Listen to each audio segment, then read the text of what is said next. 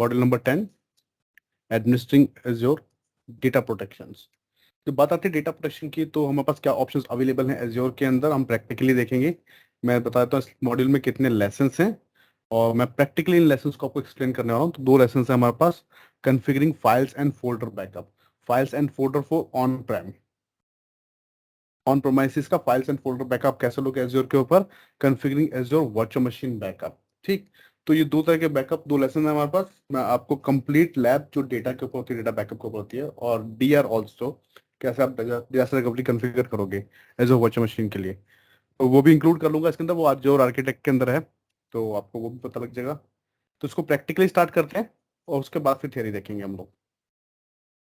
तो प्रैक्टिकल करने के लिए अपने को चाहिए एक रिकवरी वॉल्ट, और रिकवरी वॉल्ट से पहले हमें चाहिए एक एज्योर की वर्चुअल मशीन, एक स्टोरेज अकाउंट। ठीक, तो सबसे पहले हम एक वीएम बना लेंगे, उसके बाद एक स्टोरेज अकाउंट बनाएंगे।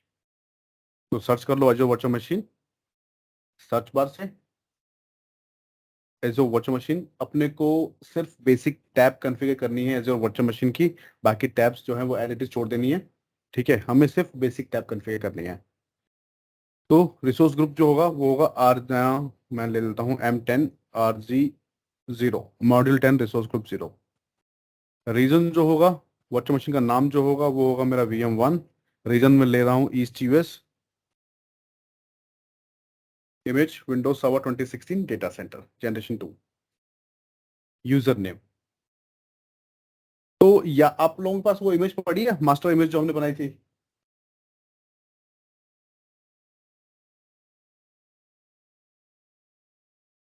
हाँ सर, पढ़ी है। पड़ी है ना? तो एक काम करो, इमेज अपनी मास्टर इमेज यूज कर लो,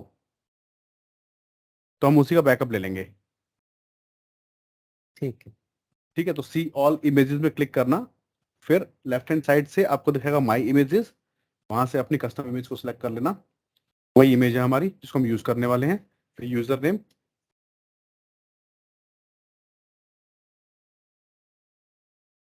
एंड पासवर्ड।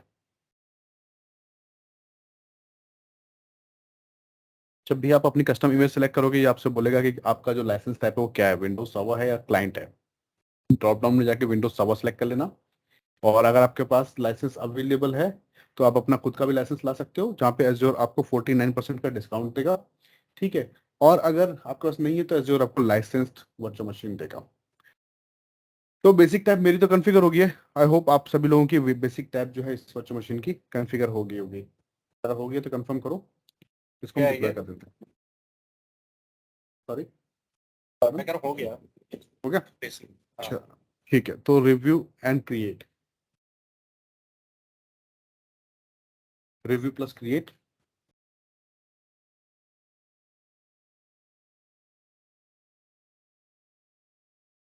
वर्चुअल मशीन की डिप्लॉयमेंट स्टार्ट हो जाएगी, अपने को वेट नहीं करना इसके लिए। स्टोरेज अकाउंट भी डिप्लॉय कर लो,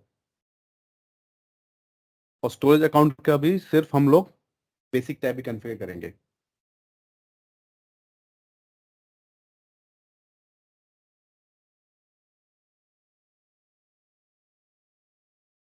तो storage account create,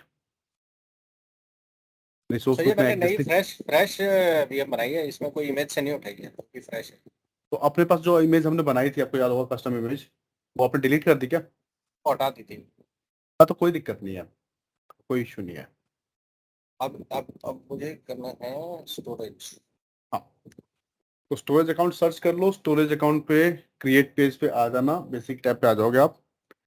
existing resource group select कर लेना M10 RG 0। स्टोरेज अकाउंट का नाम ग्लोबली यूनिक होगा, तो इसको मैं नाम दे देता हूँ संजय एसजो बैकअप। ठीक, ये होगा मेरा नाम स्टोरेज अकाउंट का। रीजन होगा ईस्ट यूएस, जहाँ पे मेरी वर्चुअल मशीन है। परफॉर्मेंस हम लेके चलेंगे स्टैंडर्ड, और जो रिडंडेंसी ऑप्शन है वो हम लेंगे LRS। यही कॉन्फ़िगरेशन है बेसिक टैब पे स्टोरेज अकाउंट की, बाकी हम एज इट इज छोड़ देंगे। तो अगर स्टोरेज अकाउंट की बेसिक टैब कॉन्फ़िगर हो गई है तो कंफर्म कर दो, इसको भी डिप्लॉय कर देते हैं।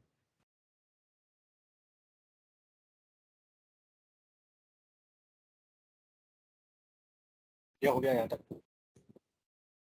ठीक है, सभी लोगों का हो गया।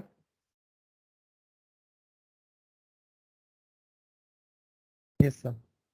ठीक है, तो रिव्यू एंड क्रिएट।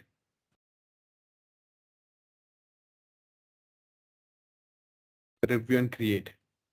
और बैकअप के लिए जो सर्विस होती है एज्योर के अंदर, उसको हम बोलते हैं रिकवरी सर्विस वॉल्ट। ठीक है, तो अपने जैसे ही डिप्लॉयमेंट स्टार्ट हो जाएगी स्टोरेज अकाउंट की, सर्च बॉक्स में जाएंगे और यहाँ पे सर्च करेंगे रिकवरी, तो आपको दिखाएगा रिकवरी सर्विस वॉल्ट आउटपुट में। ठीक है, ये सर्विस सेलेक्ट करनी है अपने को, रिकवरी सर्विस वॉल्ट, जो कि रिस्पॉन्सिबल होते हैं बैकअप के लिए on premise as well as Azure. Click on create, recovery vault create हो जाएगी। Resource group existing M10RG0, vault का नेम आप कुछ भी दे सकते हो, मैं दे देता हूं संजय बैकअप, आप कुछ भी नाम दे देना।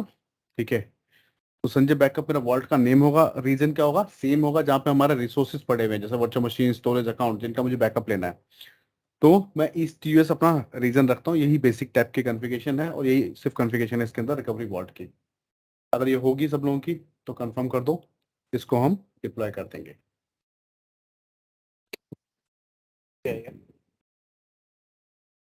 Review and create. हाँ, review plus create. So by default जब भी हम स्टोरेज अकाउंट को डिप्लॉय करते हैं तो स्टोरेज अकाउंट के ऊपर जो ये रिकवरी सर्विस वॉल्ट, इसके ऊपर जियो रिडंडेंट रेप्लिकेशन जो है वो बाय डिफॉल्ट इनेबल्ड होती है, और इसके ऊपर सॉफ्ट डिलीट भी इनेबल होता है। ठीक, तो सॉफ्ट डिलीट से मतलब क्या होगा कि जो भी मैं बैकअप लूंगा वो मेरा बैकअप जो है वो 14 डेज के लिए प्रोटेक्टेड रहेगा। अगर मैंने डिलीट कर भी दिया तो भी मेरे पास एडिशनल 14 डेज होंगे उस बैकअप को अनडिलीट करने के लिए, उस एक्शन को अनडिलीट करने के लिए। अगर मैं अनडिलीट कर दूंगा तो बैकअप रिज्यूम हो जाएगा। अगर मैं अनडिलीट नहीं करता हूं तो 15th डे मेरा बैकअप जो है वो परमानेंटली डिलीट हो जाएगा।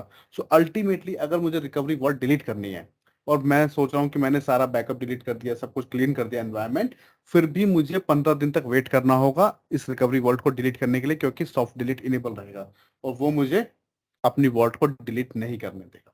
ठीक, तो वो भी हम देखेंगे कैसे हम इसको हटाएंगे, इस फीचर को। बाय डिफॉल्ट ये इनेबल होता है।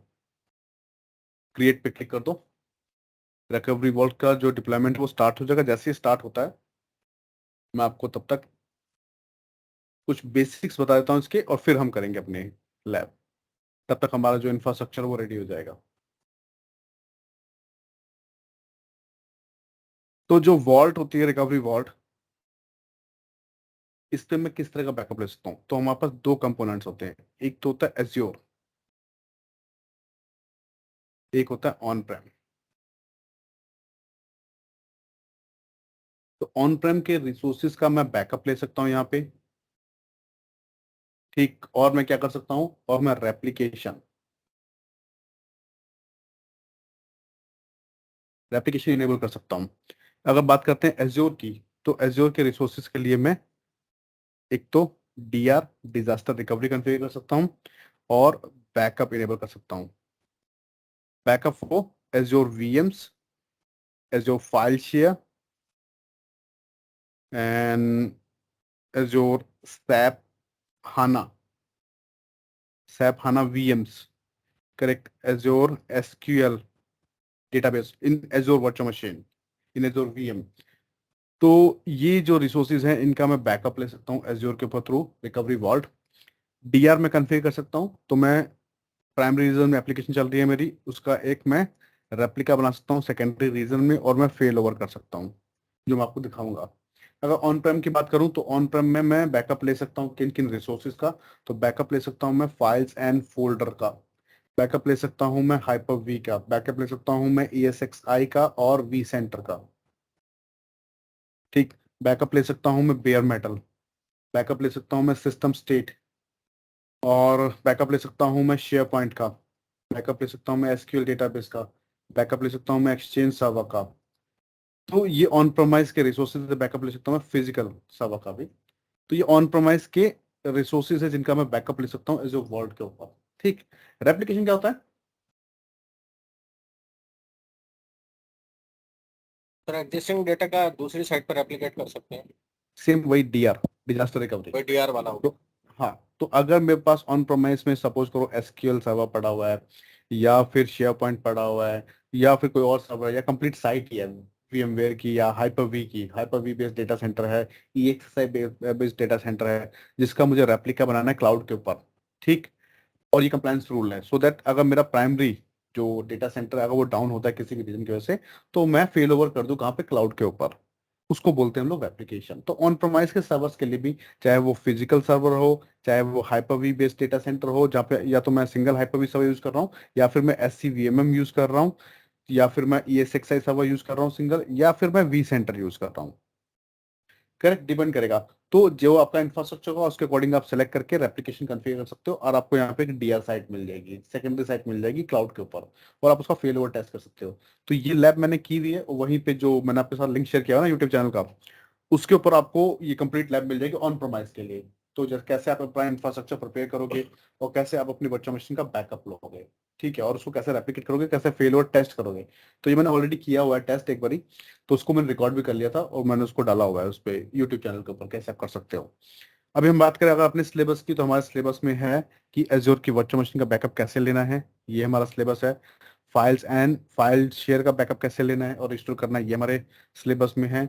On premise files and folder का बैकअप कैसे लेना है, ये हमारे सिलेबस में है। जब बैकअप लेने की बात आती है तो दो तरह के कंपोनेंट्स होते हैं वॉल्ट के अंदर, जिनको हम एजेंट बोलते हैं। तो एक तो होता है मेरे पास MARS agent, MARS, Microsoft Azure recovery service agent, इसको हम बोलते हैं, ठीक। और दूसरा होता है मेरे पास MABS, Microsoft azure backup server, ठीक। तो मार्स हो गया एजेंट जो कि इंस्टॉल हो जाएगा, और मेरा बैकअप जो है वो इनिशिएट होगा, और वॉल्ट में मेरा बैकअप स्टोर होगा। बट MABS क्या होता है कि अगर मैं ऑन प्रोमाइस की बात करूं, ये ऑन प्रोमाइस के लिए, अगर मैं ऑन प्रोमाइस की बात करूं, तो ऑन प्रोमाइस में अगर मुझे बैकअप लेना है हाइपर वी का, ESXi का, या फिर बेयर मेटल लेना है, सिस्टम स्टेट लेना है, शेयर पॉइंट का लेना है, SQL का लेना है, एक्सचेंज का लेना है, फिजिकल सर्वर का लेना है, तो उस केस के अंदर मुझे चाहिए या तो लाइसेंस DPM का।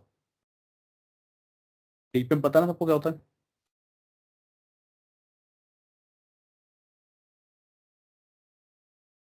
सो माइक्रोसॉफ्ट की जो सिस्टम सेंटर फैमिली है, जैसे कि हम बात करते हैं SCCM, SCVMM, करेक्ट।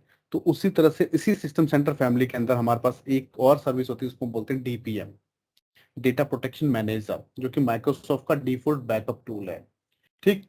तो अगर मेरे पास ऑलरेडी DPM का लाइसेंस है और मैं यूज कर रहा हूँ DPM ऑन प्रोमाइस के अंदर, और मैं बैकअप ले रहा हूँ, तो उसको मैं इंटीग्रेट कर सकता हूँ डायरेक्टली मेरे वॉल्ट के साथ, और मेरा बैकअप डेटा जो होगा वो वॉल्ट में भी स्टोर हो जाएगा। दो तरह की स्टोरेज मिल जाएगी, एक तो लोकल मिलेगी, और एक मेरी वॉल्ट। मैं चूज कर सकता हूँ, या मैं दोनों में यूज कर सकता हूँ, हाई उसके लिए, सिक्योरिटी के लिए। और अगर DPM का लाइसेंस नहीं है, तो एज्योर बोल रहा है कि आपको अगर DPM का लाइसेंस नहीं है तो परचेज करने की जरूरत भी नहीं है। मैं आपको MABS सर्वर दे रहा हूँ, माइक्रोसॉफ्ट एज्योर बैकअप सर्वर, उसको लो अपने डेटा सेंटर में, उससे अपनी एक वर्चुअल मशीन बनाओ। तो अगर मैं ESXi की बात करूंगा तो मुझे मिलेगी .ova फाइल, ठीक। और अगर मैं बात करता हूँ हाइपर वी की, तो मुझे मिलेगी .VSD फाइल। क्या मतलब है OVA और VSD का? जो वर्चुअल मशीन का एक्सटेंशन है मेरा ख्याल, VHT। तो VSD VHD तो वर्चुअल हार्ड डिस्क हो गया, and hmm OV is our open virtual appliance जो हाइपरवाइजर एग्नोस्टिक है, मतलब किसी भी हाइपरवाइजर पे डिप्लॉय कर सकते हैं। हम्म तो बेसिकली OVA फाइल, अब सिंपल सी बात है, जैसे अगर मैं बोलूँ कि मेरे पास अगर क्लोन है किसी हाइपर वी वर्चुअल मशीन का, तो वो VHD में होगा, उसका एक्सटेंशन क्या होगा, VHD होगा। तो मैं VHD फाइल को यूज करते हुए एक वर्चुअल मशीन बना लूंगा उससे, ठीक। और वो वर्चुअल मशीन कौन सी होगी, MABS होगी, MABS सर्वर होगा उसके अंदर। तो उसके लिए मुझे VHD फाइल मिल जाएगी। अगर मैं ESXi पे जा रहा हूँ तो मुझे OVA फाइल मिलेगी, जिसको मैं यूज करते हुए एक VM डिप्लॉय कर दूंगा, कहाँ पे, वी सेंटर के अंदर, ठीक। और उस वी सेंटर से मैं क्या करूंगा, असेस कर लूंगा अपने सर्वर को, और उनका बैकअप ले सकता हूँ। तो ये हो गया MABS सर्वर, जिसके लिए अपने को लाइसेंस परचेज करने की जरूरत नहीं है, ना ही लाइसेंस परचेज करने की जरूरत है अपने को DPM के, ठीक। तो ये था इंट्रोडक्शन अपने वॉल्ट का। अब इसको प्रैक्टिकली टेस्ट करते हैं। तो मेरे हिसाब से आपके रिसोर्स जो है वो डिप्लॉय हो चुके होंगे, तीनों, वर्चुअल मशीन, स्टोरेज अकाउंट और वॉल्ट। अगर हो गए हैं तो कंफर्म कर दो। ये हो गया है ये। ओके। ठीक, तो सबसे पहले चलते हैं स्टोरेज अकाउंट पे, और स्टोरेज अकाउंट को कॉन्फ़िगर करते हैं और उसका बैकअप टेस्ट करते हैं। तो स्टोरेज अकाउंट ओपन कर लेना जो आपने बनाया है, उसके अंदर फाइल शेयर पे आ जाना लेफ्ट हैंड साइड से, और एक कंटेनर बना लेना, एक फाइल शेयर बना लेना। यहाँ पे मैं यहाँ पे एक फाइल शेयर बना रहा हूँ, जिसका नाम देता हूँ डेटा। क्रिएट कर देना इसको, ओपन करके कुछ डेटा इसके अंदर अपलोड कर देना। तो फाइल शेयर का स्नैपशॉट कैसे लेते हैं ये तो हमने देख लिया था किसके अंदर, स्टोरेज वाले मॉड्यूल में। अब मैं क्या कर रहा हूँ, मैं कुछ डेटा अपलोड कर रहा हूँ और उसका बैकअप लेंगे। बैकअप कैसे लेते हैं वो देखेंगे। तो अपने लोकल सिस्टम से कुछ फाइल्स मैं जो है इसमें अपलोड कर देता हूँ।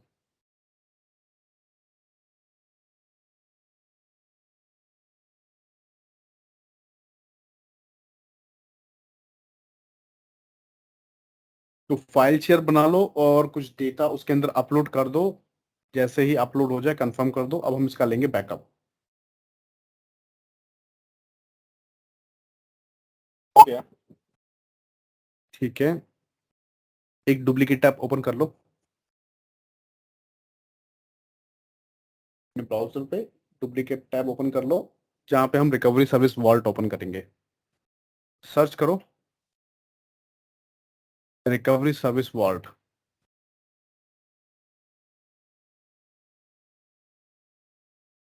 और अपनी वॉल्ट को ओपन कर लो।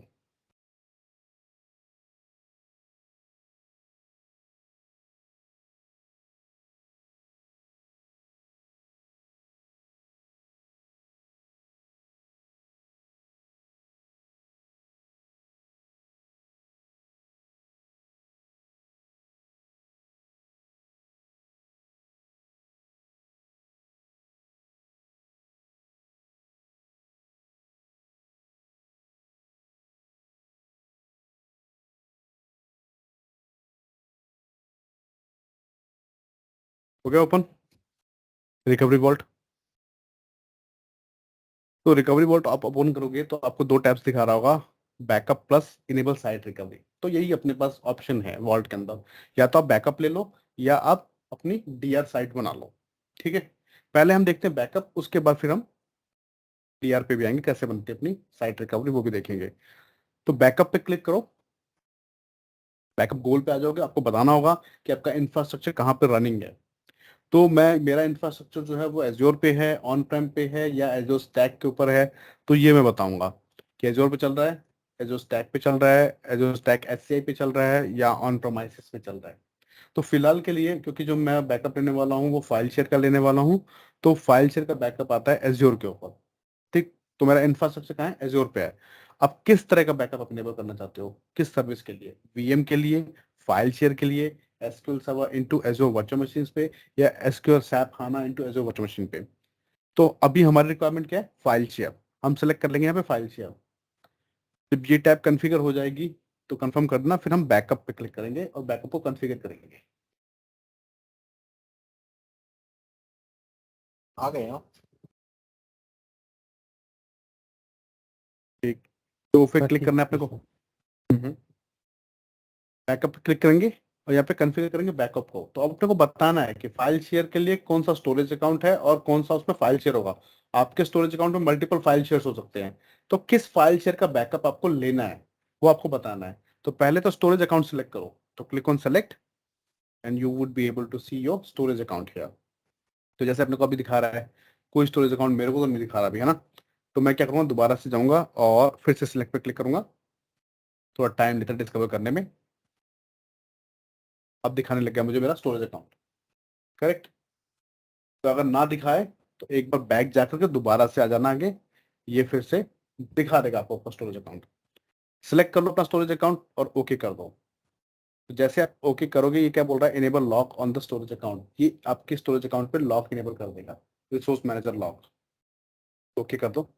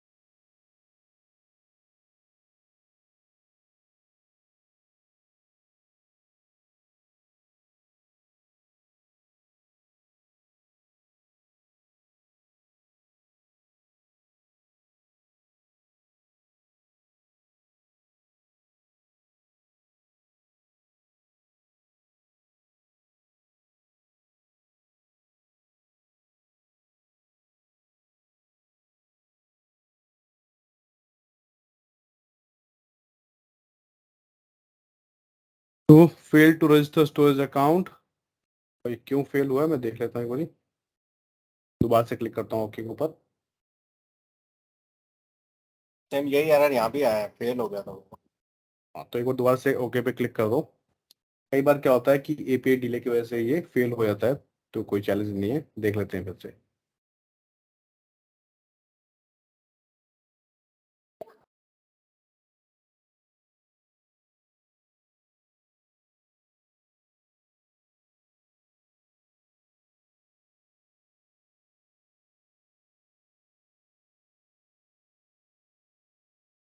मेरा हो गया है, वो कनेक्ट हो गया है।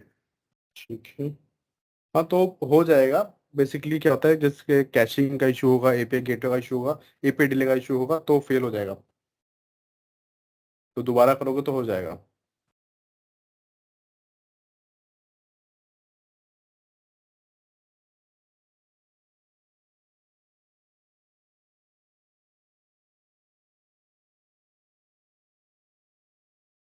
अब मेरा ऐड हो गया, देखो अब कोई एरर नहीं आई।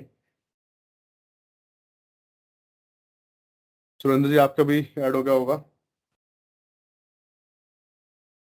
अभी नहीं हुआ है, अभी वो गोल गोल ही घूम रहा है।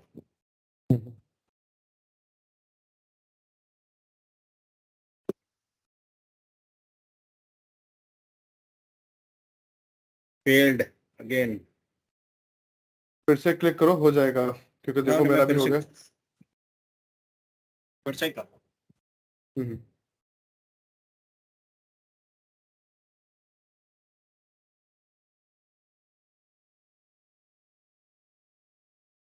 तो जिन लोगों का हो चुका है, अब वो देखो कि यहाँ पे जैसे हम अपना सेलेक्ट कर लेंगे स्टोरेज अकाउंट, ये अपने को बोलेगा फाइल शेयर ऐड करने के लिए।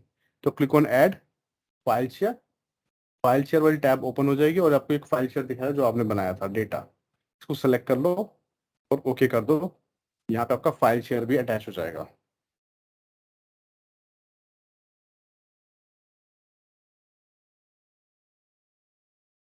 यहाँ तक हो गया सब लोगों का।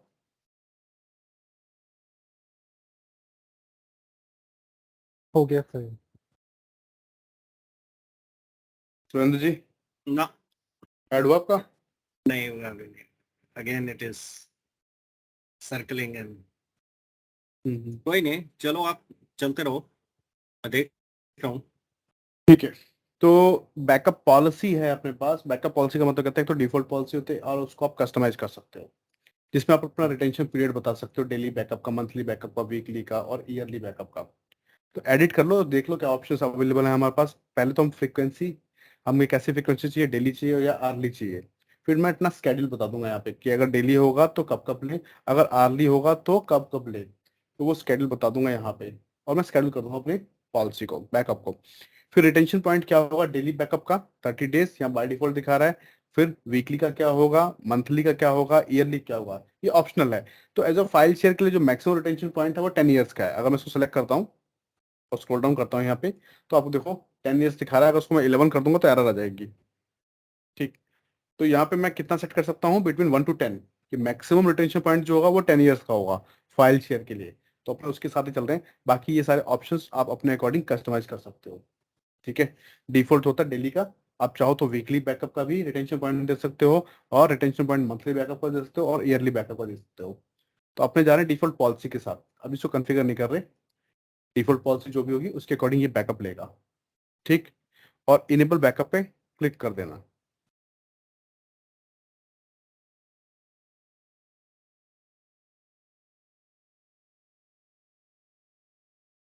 हो गया ऐड तो।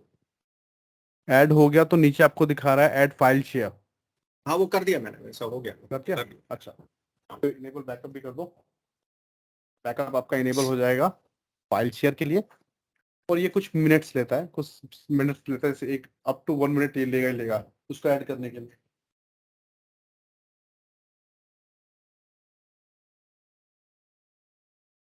सर इसमें मल्टीपल पॉलिसी भी लगा सकते हैं बैकअप के? मल्टीपल पॉलिसीज नहीं, एक ही पॉलिसी लगेगी, बट उसके अंदर मैं मल्टीपल रिटेंशन पीरियड सिलेक्ट कर सकता हूँ। नहीं, सपोज मेरा अगर बैकअप सपोज 2 TB का है मेरा ऑन प्रेम, हाँ हाँ। तो अब ये मतलब जैसे होता है ना, अभी जो एग्जिस्टिंग पॉलिसी है कि भाई Friday full backup and Monday to Thursday it's incremental backup. तो ये जितना बैकअप होगा वो सारा इंक्रीमेंटल ही होगा। अच्छा। ये जो भी बैकअप हम ले रहे हैं ना, यहाँ पे हम्म। डिफरेंशियल बैकअप कोई भी नहीं होगा, ये सारा सारा बैकअप जो वो इंक्रीमेंटल ही होगा। क्योंकि अभी मैं अपने इसका एज्योर का ना, इस पे जो ऑन प्रेम का जो बैकअप है, लेकिन पहली बार तो ये सारा उठाएगा ही उठाएगा ना। फर्स्ट टाइम तो ये कंप्लीट बैकअप लेगा, हाँ, उसके फिर उसके बाद बाद जो भी चेंज डिफरेंस होगा। होगा, जो भी अपडेटेड होगा डाटा, उसका बैकअप लेगा। इसी को बोलते हैं इंक्रीमेंटल बैकअप, है ना। हाँ, या हम्म। तो बैकअप मेरा फाइल शेयर के लिए इनेबल हो चुका है, अगर आप लोगों के लिए इनेबल हो गया तो कंफर्म कर दो। ये अभी चल रहा है मेरा, तो डिप्लॉयमेंट में है। ठीक है, हो गया।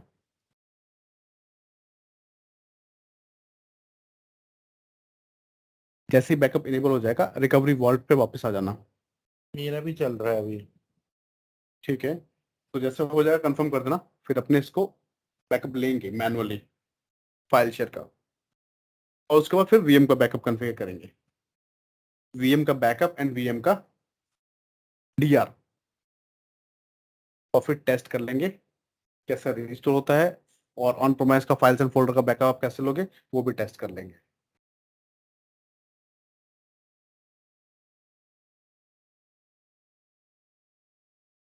तो रिकवरी वॉल्ट पे आ गए हैं। रिकवरी वॉल्ट पे लेफ्ट हैंड साइड में दिखाएगा बैकअप आइटम्स,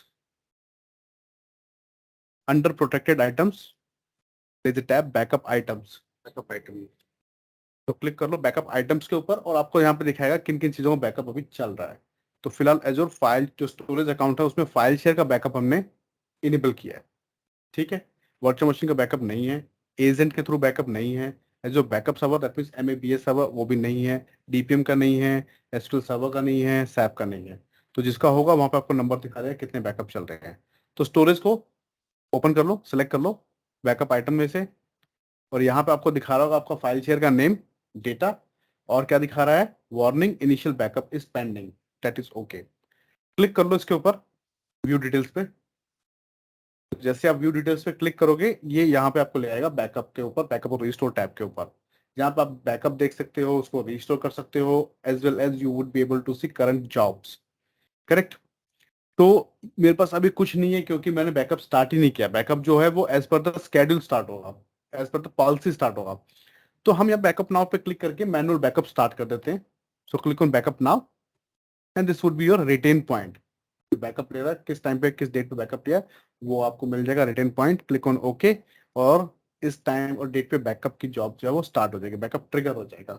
आपको जॉब देखनी है तो सेम टैब के ऊपर नीचे दिखा रहा है व्यू जॉब्स, क्लिक करो, you would be able to see job as well.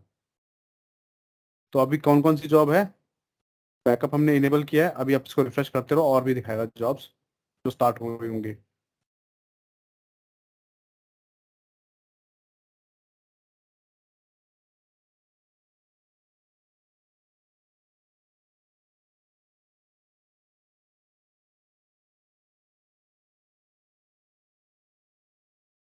तो अभी हमने ट्रिगर किया है, जैसे स्टार्ट करेगा यहाँ पे हमें जॉब में दिख जाएगा वो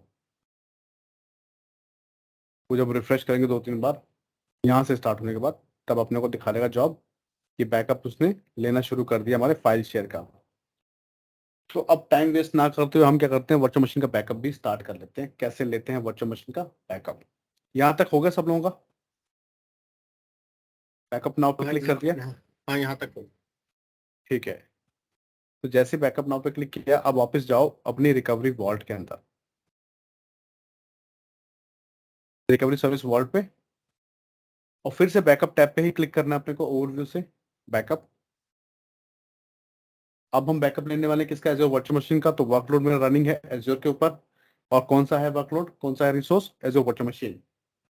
उसके बाद क्लिक करना है बैकअप पे, और जैसे आप लोग कॉन्फ़िगर बैकअप टैब के ऊपर आ जाओगे कंफर्म कर देना।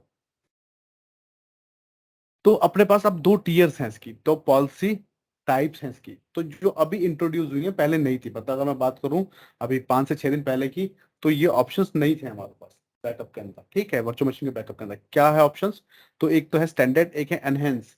तो इन स्टैंडर्ड के अंदर क्या होता है, वंस अ डे बैकअप, ये फीचर मिलेगा, मैं दिन में एक बार बैकअप ले सकता हूँ। यहाँ पे मैं मल्टीपल बैकअप्स ले सकता हूँ पर डे, जो कि प्रीव्यू में है, इसलिए मैं बोल रहा हूँ कि ये अभी लॉन्च हुआ है। 1 to 5 days ऑपरेशनल टीएस में कन्फिगर कर सकता हूँ, यहाँ पे भी 1 to 30 days है यहाँ पे operational tier. Vault tier enabled है, वॉल्ट टीयर यहाँ पे भी इनेबल्ड है। और ZRS resident snapshot tiers no, standard में ये फीचर अपने को नहीं है, अपने को रिडंडेंसी नहीं मिलेगी स्नैपशॉट की। एनहेंस में यस आपको रिडंडेंसी मिलेगी। और supported for trusted एजोर virtual machine, that means virtual machines which have TPM, उनका सपोर्ट तो स्टैंडर्ड में नहीं है, इसमें है। तो अगर मेरे पास ऑन प्रोमाइस से वर्चुअल मशीन्स हैं, या फिर एजोर में वर्चुअल मशीन्स हैं जो कि यूएफईआई को सपोर्ट करती हैं, जिनका जो बूट है सिक्योर है, तो हम उनका भी बैकअप ले सकते हैं एजोर के ऊपर थ्रू एनहेंस। तो अभी फिलहाल के लिए हम स्टैंडर्ड पे चलते हैं। ठीक, पॉलिसी दिखा रहा है डिफॉल्ट पॉलिसी। अगेन हम यूज तो डिफॉल्ट पॉलिसी करेंगे, बट ऑप्शंस क्या है मैं दिखा देता हूँ आपको। तो क्रिएट न्यू पॉलिसी पे क्लिक करोगे, पॉलिसी ओपन हो जाएगी यहाँ पे। तो फ्रीक्वेंसी क्या होगी, डेली और वीकली। स्केड्यूल बता दो अपना। स्केड्यूल बताने के बाद यहाँ पे एक नई टैब ऐड हुई है, इससे फाइल शेयर से इंस्टेंट रीस्टोर। ये क्या होता है, तो बेसिकली जब एजोर स्नैपशॉट लेगा, आप जब बैकअप एजोर स्टार्ट होता है तो एजोर स्नैपशॉट लेता है आपकी वर्चुअल मशीन के डिस्क का। ठीक है, तो वो डिस्क का जो स्नैपशॉट वो एजोर ले रहा है, वो प्राइमरली आपके स्टोरेज अकाउंट में स्टोर होगा, मतलब कस्टमर स्टोरेज अकाउंट में स्टोर होता है। फिर वहां से वो रेप्लिकेट होता है कहाँ पे, एजोर वॉल्ट के अंदर। तो जब स्नैपशॉट जो जनरेट कर रहा है, इनिशिएट कर रहा है, स्नैपशॉट बन गया है, तो वो कितना ड्यूरेशन, कितना टाइम लेगा, 1 दिन लेगा, 2 दिन लेगा रेप्लिकेट करने के लिए। क्योंकि जब मैं बात करूंगा मेरे स्टोरेज अकाउंट की, तो मेरे स्टोरेज अकाउंट में जो भी डेटा पड़ा होगा मुझे स्टोरेज के लिए पे करना होगा एज्योर को। ठीक, अब सेम डेटा रेप्लिकेट हो गया एज्योर के रिकवरी वॉल्ट में भी, तो मैं क्यों अपने पास रखूं, क्यों मैं एक्स्ट्रा पे करूं एज्योर को। तो यहाँ हम बोल रहे हैं कि retain instant recovery snapshots for 2 days। तो जो भी स्नैपशॉट एज्योर ने लिए हैं मेरे डिस्क के लिए, तो मैक्सिमम 2 दिन लगेंगे उसको रेप्लिकेट होने में। 2 दिन के बाद वो क्या हो, डिलीट हो जाए। मैक्सिमम ड्यूरेशन होती है 5 days। तो मैं बिटवीन 1 to 5 days मैं इसको सेट कर सकता हूँ, मेरा रिटेंशन पॉइंट इसके लिए, स्नैपशॉट्स के लिए। बाय डिफॉल्ट 2 है, ठीक है, हमें कोई इशू नहीं है इसमें। वही डेली बैकअप का क्या होगा रिटेंशन पॉइंट, वीकली का क्या होगा, मंथली का क्या होगा, ईयरली का क्या होगा। और अगर मैं ईयरली की बात करूं तो मेरे को मिलता है मैक्सिमम रिटेंशन पॉइंट यहाँ पे। ठीक, वो कितना होगा, 99 ईयर्स। तो अगर मैं इसको चेंज करता हूँ और इसको सिलेक्ट करता हूँ 99 ईयर्स, तो आप देख लो ये एक्सेप्ट कर रहा है। अगर मैं इसको 100 कर दूंगा तो नहीं एक्सेप्ट करेगा। तो बिटवीन 1 to 99 जो है वो वैल्यू होगी। और यहाँ पे आपको मिलता है मैक्सिमम रिटेंशन पॉइंट। 99 ईयर्स बहुत होते हैं बैकअप को रिटेन करने के लिए। ठीक, तो फिलहाल हम चलते हैं डिफॉल्ट वैल्यू के साथ जो कि 10, और मैं इसको क्लोज कर देता हूँ। हम डिफॉल्ट बैकअप के साथ ही जाएंगे, पॉलिसी के साथ। पॉलिसी नहीं बना रहे, आप चाहो तो अपनी पॉलिसी बना सकते हो, कस्टम पॉलिसी। ठीक, और उसको यूज कर सकते हो बैकअप के लिए। यहाँ तक हो गया सब लोगों का।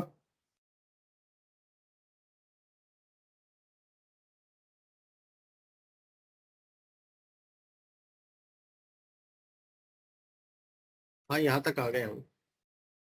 ठीक, तो अब नीचे दिखा रहा है वर्चुअल मशीन जिसका बैकअप लेना है अपने को। तो क्लिक ऑन ऐड, तो यहाँ पे लिस्ट कर देगा सारी वर्चुअल मशीन जो होंगी ईस्ट यूएस में, रिसोर्स ग्रुप के नेम के साथ। तो मेरे पास है एक ही VM1, उसको मैं सिलेक्ट कर लेता हूँ और ओके कर देता हूँ। तो ये वर्चुअल मशीन अब रजिस्टर्ड हो जाएगी किसके साथ, एजोर रिकवरी वॉल्ट के साथ। अब अगर आपके पास मल्टीपल डिस्क हैं, ठीक, तो आप चाहो तो सिर्फ ऑपरेटिंग सिस्टम डिस्क का बैकअप ले सकते हो, या फिर आप अपने डेटा वॉल्यूम्स का भी बैकअप ले सकते हो, टोटली अप टू यू। तो हमारे पास एक ही डिस्क है, ठीक है, जो कि भाई हमारे ऑपरेटिंग सिस्टम की डिस्क है, और ये उसका बैकअप लेगा। ठीक, click on enable backup.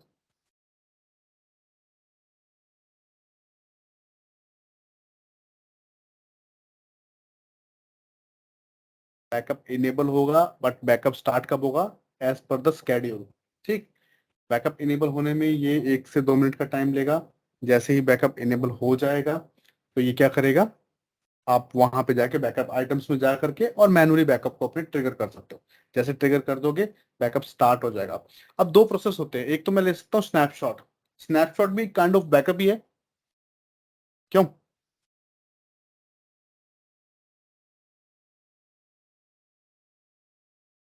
Snapshot जिसको हम बोलते हैं पॉइंट इन टाइम रीस्टोर, हाँ, वो भी वो बैकअप वो भी एक तरह से बैकअप ही है। ठीक है, तो मैं बैकअप ले सकता हूँ स्नैपशॉट के थ्रू भी। मैं अपने डिस्क का बैकअप ले लूँ, वर्चुअल मशीन पर जो डिस्क अटैच है उसका स्नैपशॉट ले सकता हूँ एज़्योर के अंदर। यहाँ पे अगर मैं जाऊँ और मैं सर्च करूँ स्नैपशॉट, तो यहाँ पे स्नैपशॉट दिखा रहा है मुझे। अब मैं स्नैपशॉट में जाकर के यहाँ पे अगर क्रिएट पे क्लिक करता हूँ तो मैं एज़्योर पे जो वर्चुअल मशीन मैंने बना रखी है उसको सिलेक्ट करके उसके डिस्क का स्नैपशॉट ले सकता हूँ। ठीक। और उस स्नैपशॉट के थ्रू मैं अपनी एग्जिस्टिंग वर्चुअल मशीन की डिस्क को रिस्टोर कर सकता हूँ प्रीवियस स्टेट में, या फिर मैं नई वर्चुअल मशीन भी बना सकता हूँ। दोनों ऑप्शन मेरे पास अवेलेबल है। तो अब एज्योर के ऊपर बैकअप लेने का क्या मतलब है फिर? अगर मैं स्नैपशॉट यहाँ से ले सकता हूँ तो फिर वहां बैकअप लेने का क्या मतलब है? तो जो एज्योर के ऊपर जो हम स्नैपशॉट स्नैपशॉट ले रहे होते हैं, तो अब उसमें सिर्फ अपने को मिलता है हम डिस्क को ही रिस्टोर कर सकते हैं। ठीक है। जितना डेटा डिस्क में स्टोर होगा उसी का वो बैकअप लेगा। अब हमको यहाँ पे इसके ऊपर अपने वॉल्ट के ऊपर तीन फीचर्स मिलते हैं रिकवरी के लिए। तीन टाइप के बैकअप्स मिलते हैं। एक होता है फाइल सिस्टम बैकअप, एक होता है आपका data backup, data crash consistent backup. ठीक है। फाइल रिकवरी बैकअप, डेटा का क्रैश कंसिस्टेंट बैकअप, और थर्ड होता है ऐप कंसिस्टेंट बैकअप। तो ऐप कंसिस्टेंट बैकअप का मतलब क्या होगा? डेटा कंसिस्टेंट का मतलब जो डेटा मेरा हार्ड डिस्क में होगा उसका बैकअप वो मुझे मिल जाएगा, उसको मैं रिस्टोर कर सकता हूँ। वो हम स्नैपशॉट से भी कर सकते हैं। ठीक है। और जिसको हम क्रैश कंसिस्टेंट बोलते हैं, सॉरी। तो वो मेरा वॉल्यूम्स का बैकअप है। क्रैश कंसिस्टेंट का मतलब हार्ड डिस्क का बैकअप। कुछ भी डिजास्टर होता है तो जो भी डेटा हार्ड डिस्क में होगा उसको मैं रिस्टोर कर सकता हूँ। वो स्नैपशॉट से भी कर सकते हैं। अब अगर मैं बात करूं ऐप कंसिस्टेंट की, तो ऐप कंसिस्टेंट में क्या होता है कि बैकअप वो एप्लीकेशन का भी लेगा और जो मेमोरी में डेटा होगा उसका भी बैकअप लेगा वो, उसको भी मैं रिस्टोर कर सकता हूँ। ठीक है। उसको बोलते हैं ऐप कंसिस्टेंट, जो कि हमको स्नैपशॉट में नहीं मिलता। अब ये क्वेश्चन देखो, ये चीजें डिस्क्राइब नहीं की होती अपने बुक के अंदर, और पीपीटी में सिर्फ इंट्रोडक्शन है किसका, स्नैपशॉट का। बट ये क्वेश्चन आता है इंटरव्यू के अंदर। इंटरव्यू में पूछ लेते हैं कि स्नैपशॉट और बैकअप में क्या डिफरेंस होगा जोर के, क्योंकि स्नैपशॉट के थ्रू भी तो हम एक तरह से अल्टीमेटली बैकअप ही ले रहे हैं। और मैं वर्चुअल मशीन बना सकता हूँ नई, और सेम एग्जिस्टिंग वर्चुअल मशीन के ऊपर मैं उसको रिस्टोर भी कर सकता हूँ। तो दोनों ऑप्शन अवेलेबल है। वही सेम काम मैं अब एज़्योर के बैकअप के साथ भी कर सकता हूँ। चाहूँ तो मैं अपनी डिस्क को रिप्लेस कर दूं एग्जिस्टिंग सिस्टम के ऊपर, और या फिर मैं नई वर्चुअल मशीन बना लूँ। बट यहाँ पे हमको तीन टाइप के बैकअप मिल रहे हैं। अगर मेरे फाइल्स भी डिलीट होती है मेरे वर्चुअल मशीन में से, तो मैं उनको भी रिस्टोर कर सकता हूँ। पूरा बैकअप रिस्टोर करने की बजाय मैं पर्टिकुलर फाइल्स को भी रिकवर कर सकता हूँ एज़्योर बैकअप के थ्रू, जो कि हम स्नैपशॉट से नहीं कर सकते। ठीक है। क्लियर है चीज? बैकअप सर इनेबल हो गया होगा। वो हो गया। मैंने अपनी वीएम जो थी वो मैंने वेस्ट यूएस में बना दी। हम्म। तो कोई नहीं, वीएम वेस्ट यूएस में बना दी और रिकवरी वॉल्ट है आपकी ईस्ट यूएस अब वो में। गलत हो गया, वो गलत हो गया। ठीक कोई नहीं, एक और बना लेते हैं। है।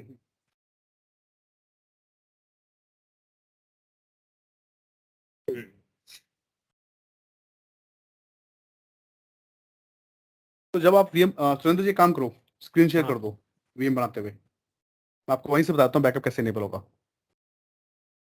नहीं नहीं, वहां तक तो मैं आ गया। कोई वो वीएम बना ऐसा दिया कोई आपने? मैं बना ही रहा हूँ। अच्छा। ठीक है। तो बेसिक टैब कन्फिगर करने के बाद आपको जाना है मैनेजमेंट टैब पे।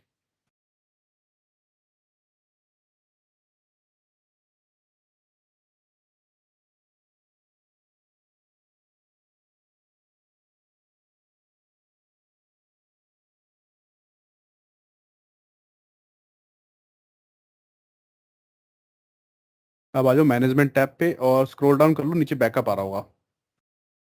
बैकअप सेलेक्ट करो, रिकवरी वॉल्ट सेलेक्ट कर लेना। आपकी रिकवरी वॉल्ट दिखा रहा है। अब बैकअप टैब सेलेक्ट करो, स्टैंडर्ड पॉलिसी होगी डिफॉल्ट, बस ठीक है। रिव्यू एंड क्रिएट कर दो। तो मैं अगर मेरे पास एग्जिस्टिंग वॉल्ट है तो वर्चुअल मशीन को डिप्लॉय करते टाइम भी मैं बैकअप उसका इनेबल कर सकता हूँ। ठीक। डिजास्टर रिकवरी कॉन्फ़िगर कर सकता हूँ उसकी। ये सारे काम मैं वीएम के डिप्लॉयमेंट के साथ साथ कर सकता हूँ। क्रिएट पे क्लिक कर दो, अब आपका बैकअप इनेबल हो जाएगा, वर्चुअल मशीन भी बन जाएगी और बैकअप भी इनेबल हो जाएगा। तो आपको दोबारा से प्रोसेस नहीं करना पड़ेगा।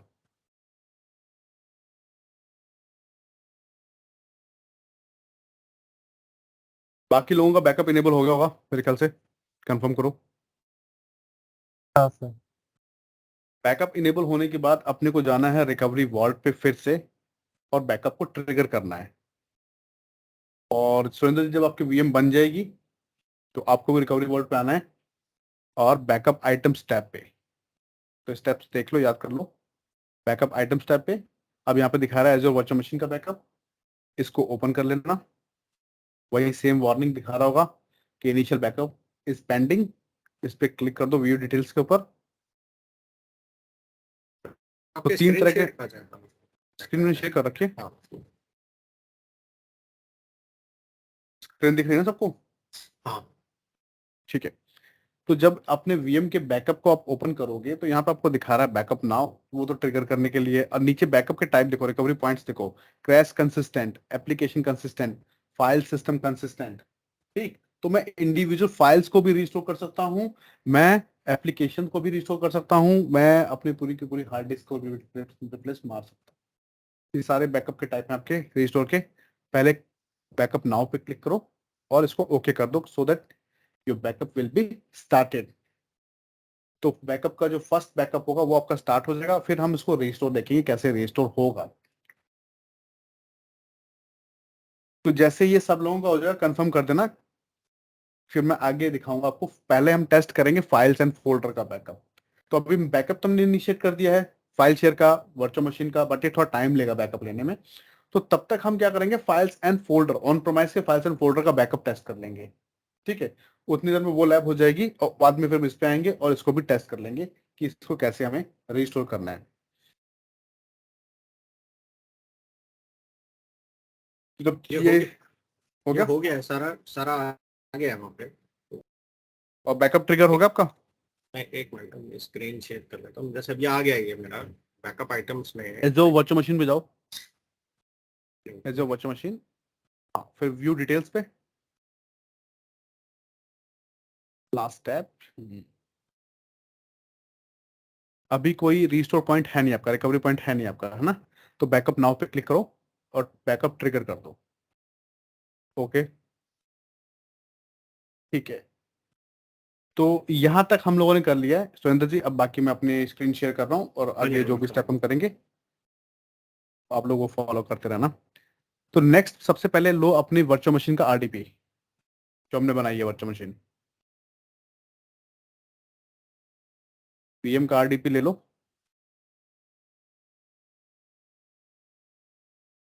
और वीएम को कनेक्ट कर लो।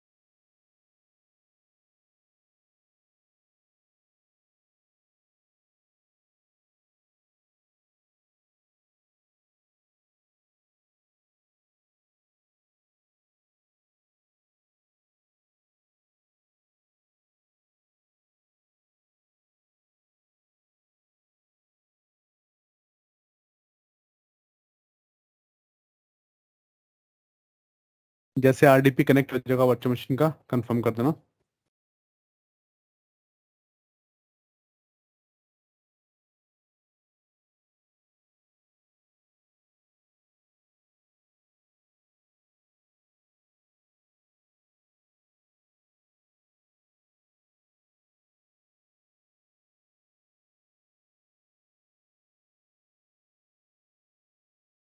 हो गया सर। ठीक है, तो आपके वर्चुअल मशीन के अंदर लोकल सर्वर होगा सर्वर मैनेजर के ऊपर, और वहां पे वो फीचर होगा आई एनहेंस सिक्योरिटी कॉन्फ़िगरेशन। इसको ऑफ करना है। तो ये बाय डिफॉल्ट ऑफ है मेरे, क्योंकि मैंने जो है वो कस्टम इमेज यूज की थी। और स्टूडेंट से आपके केस में आपने नई वर्चुअल मशीन यूज की है, ठीक है, नई इमेज यूज की है, तो आपको ये ऑफ करना होगा। और गूगल क्रोम भी इंस्टॉल होगा मेरे वीएम के अंदर। हाँ, तो मैं अपने, और सुरेंद्र जी आपको गूगल क्रोम जो है वो इंस्टॉल करना होगा, तो गूगल क्रोम इंस्टॉल कर लेना अपनी वीएम के अंदर और वहां पे अपने पोर्टल पे लॉगिन कर लेना आप। तो बाकी लोगों को तो ये मिल जाएगा क्योंकि हम लोगों ने कस्टम इमेज यूज की है। तो पोर्टल पे लॉगिन कर लो यहाँ पे एज्योर portal.azure.com।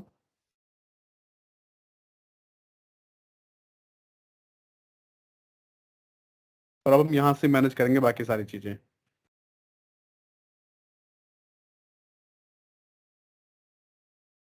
तो अब हम अज्यूम कर रहे हैं कि ये जो वर्चुअल मशीन है ये क्या है, ये हमारा फिजिकल सिस्टम है, लैपटॉप है या मेरा डेस्कटॉप है, ये हम अज्यूम कर रहे हैं। तो बाकी लैब हम यही परफॉर्म करेंगे। आप चाहो तो डायरेक्टली अपने सिस्टम पे भी कर सकते हो, बट अगर आप ऑफिस का लैपटॉप यूज कर रहे होगे तो फिर कुछ पॉलिसीज और परमिशंस होंगी। तो इस वजह से हम लोग वर्चुअल मशीन यूज कर रहे हैं जहाँ पे हम इसको सक्सेसफुली कर सकें इस लैब को। ठीक है।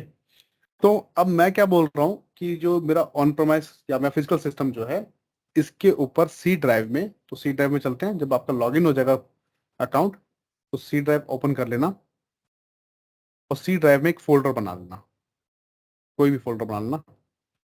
मैं यहाँ पे एक फोल्डर बना रहा हूँ एजेड बैकअप। ठीक। और इसको ओपन करता हूँ और इसमें कुछ फाइल्स जो है वो मैं क्रिएट कर देता हूँ। जैसे कि पहली फाइल मैंने बना दी एज्योर, दूसरी फाइल मैं बना देता हूँ AWS, तीसरी बना देता हूँ मैं GCP, चौथी बना देता हूँ मैं क्लाउड। तो 4 फाइल्स मैंने बना दी एक फोल्डर के अंदर। अब अपने को इसका बैकअप लेना है। ठीक है, ये ऑन प्रोमाइस में मेरे पास एक फोल्डर है जिसमें डेटा पड़ा हुआ है, इंपॉर्टेंट डेटा है, उसका मुझे बैकअप लेना है एज्योर के रिकवरी वॉल्ट में। कैसे लेंगे? तो पहले आप लोग प्रिपेयर कर लो अपना इंफ्रास्ट्रक्चर। जैसे ही सब लोग यहाँ तक पहुंच जाओगे फोल्डर बन जाएगा, डेटा उसमें आप लोग डाल दोगे, कुछ कंफर्म कर देना। मैं आपको बताऊंगा आप on premise files and folder का बैकअप कैसे लोगे, कैसे अपने सिस्टम को प्रिपेयर करोगे।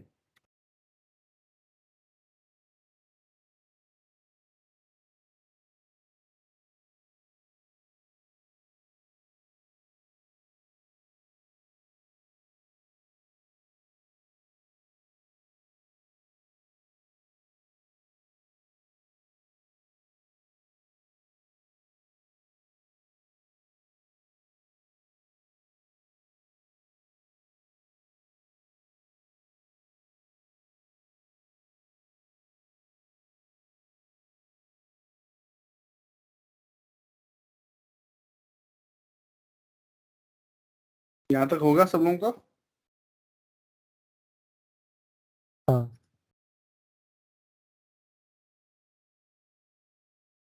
जी आपका? एक मिनट बस आ रहा हूँ, वहीं आ रहा हूँ।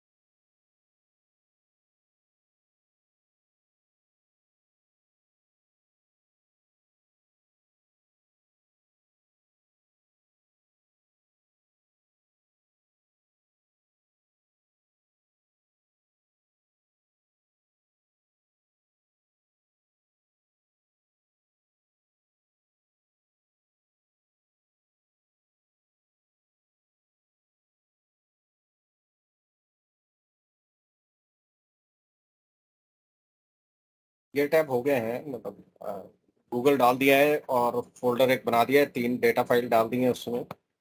अकाउंट लॉगिन कर लिया अपना गूगल पे, क्रोम पे? वीएम में। हाँ, वीएम के अंदर एज्योर वाला अकाउंट लॉगिन करना है गूगल क्रोम पे।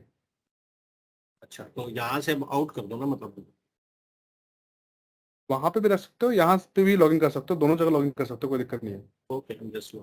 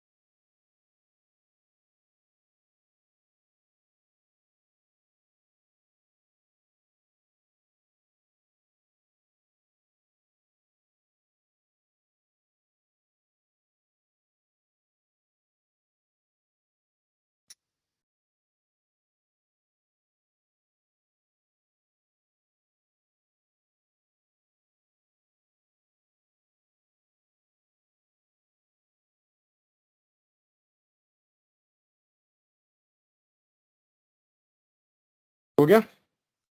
हाँ हो गया। ठीक है, तो अब अपने अकाउंट के अंदर वर्चुअल मशीन के अंदर ही है हम लोग, और जो भी हम लोग लैब करेंगे वो वर्चुअल मशीन के अंदर ही करेंगे। ओके। तो रिकवरी सर्विस वॉल्ट ओपन कर लेना अपने अकाउंट में, और फिर से बैकअप टैब पे क्लिक करना है हम लोगों को,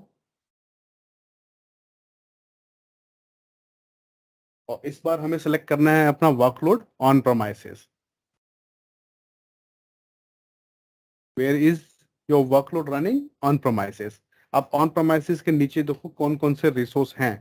तो जैसे मैंने आपको पहले बताया था, files and folder, hyper V, VMware, Microsoft SQL, share point, exchange, system state, bare metal, ये इतने बैकअप में ले सकता हूँ। ठीक, तो हमारी अभी रिक्वायरमेंट है फाइल्स एंड फोल्डर की, तो हम उसको सिलेक्ट करते हैं files and folder. Files and folder select कर लेना, ये आपको बोलेगा आपका इंफ्रास्ट्रक्चर प्रिपेयर करने के लिए। तो अगला स्टेप क्या है? प्रिपेयर योर इंफ्रास्ट्रक्चर, उस पर क्लिक करना, रिडायरेक्ट हो जाएगा आप नेक्स्ट स्टेप के ऊपर। तो यहाँ पे अब कैसे आप अपना इंफ्रास्ट्रक्चर प्रिपेयर करोगे?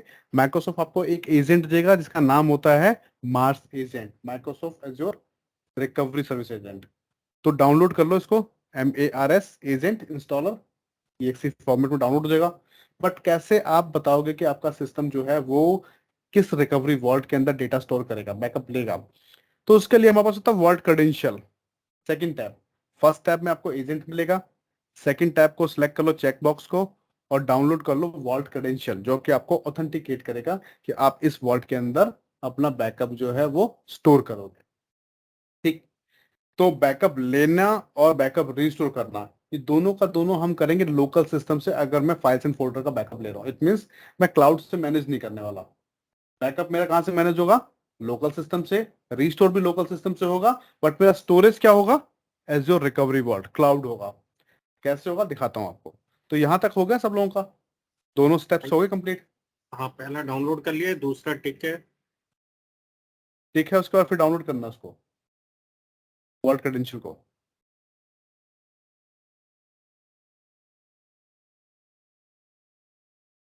अंकित, जतिन, हो गया? ये दोनों स्टेप हो गए। हाँ तो मार्स एजेंट को रन कर दो पहले, ये रन होगा आपके सिस्टम पे।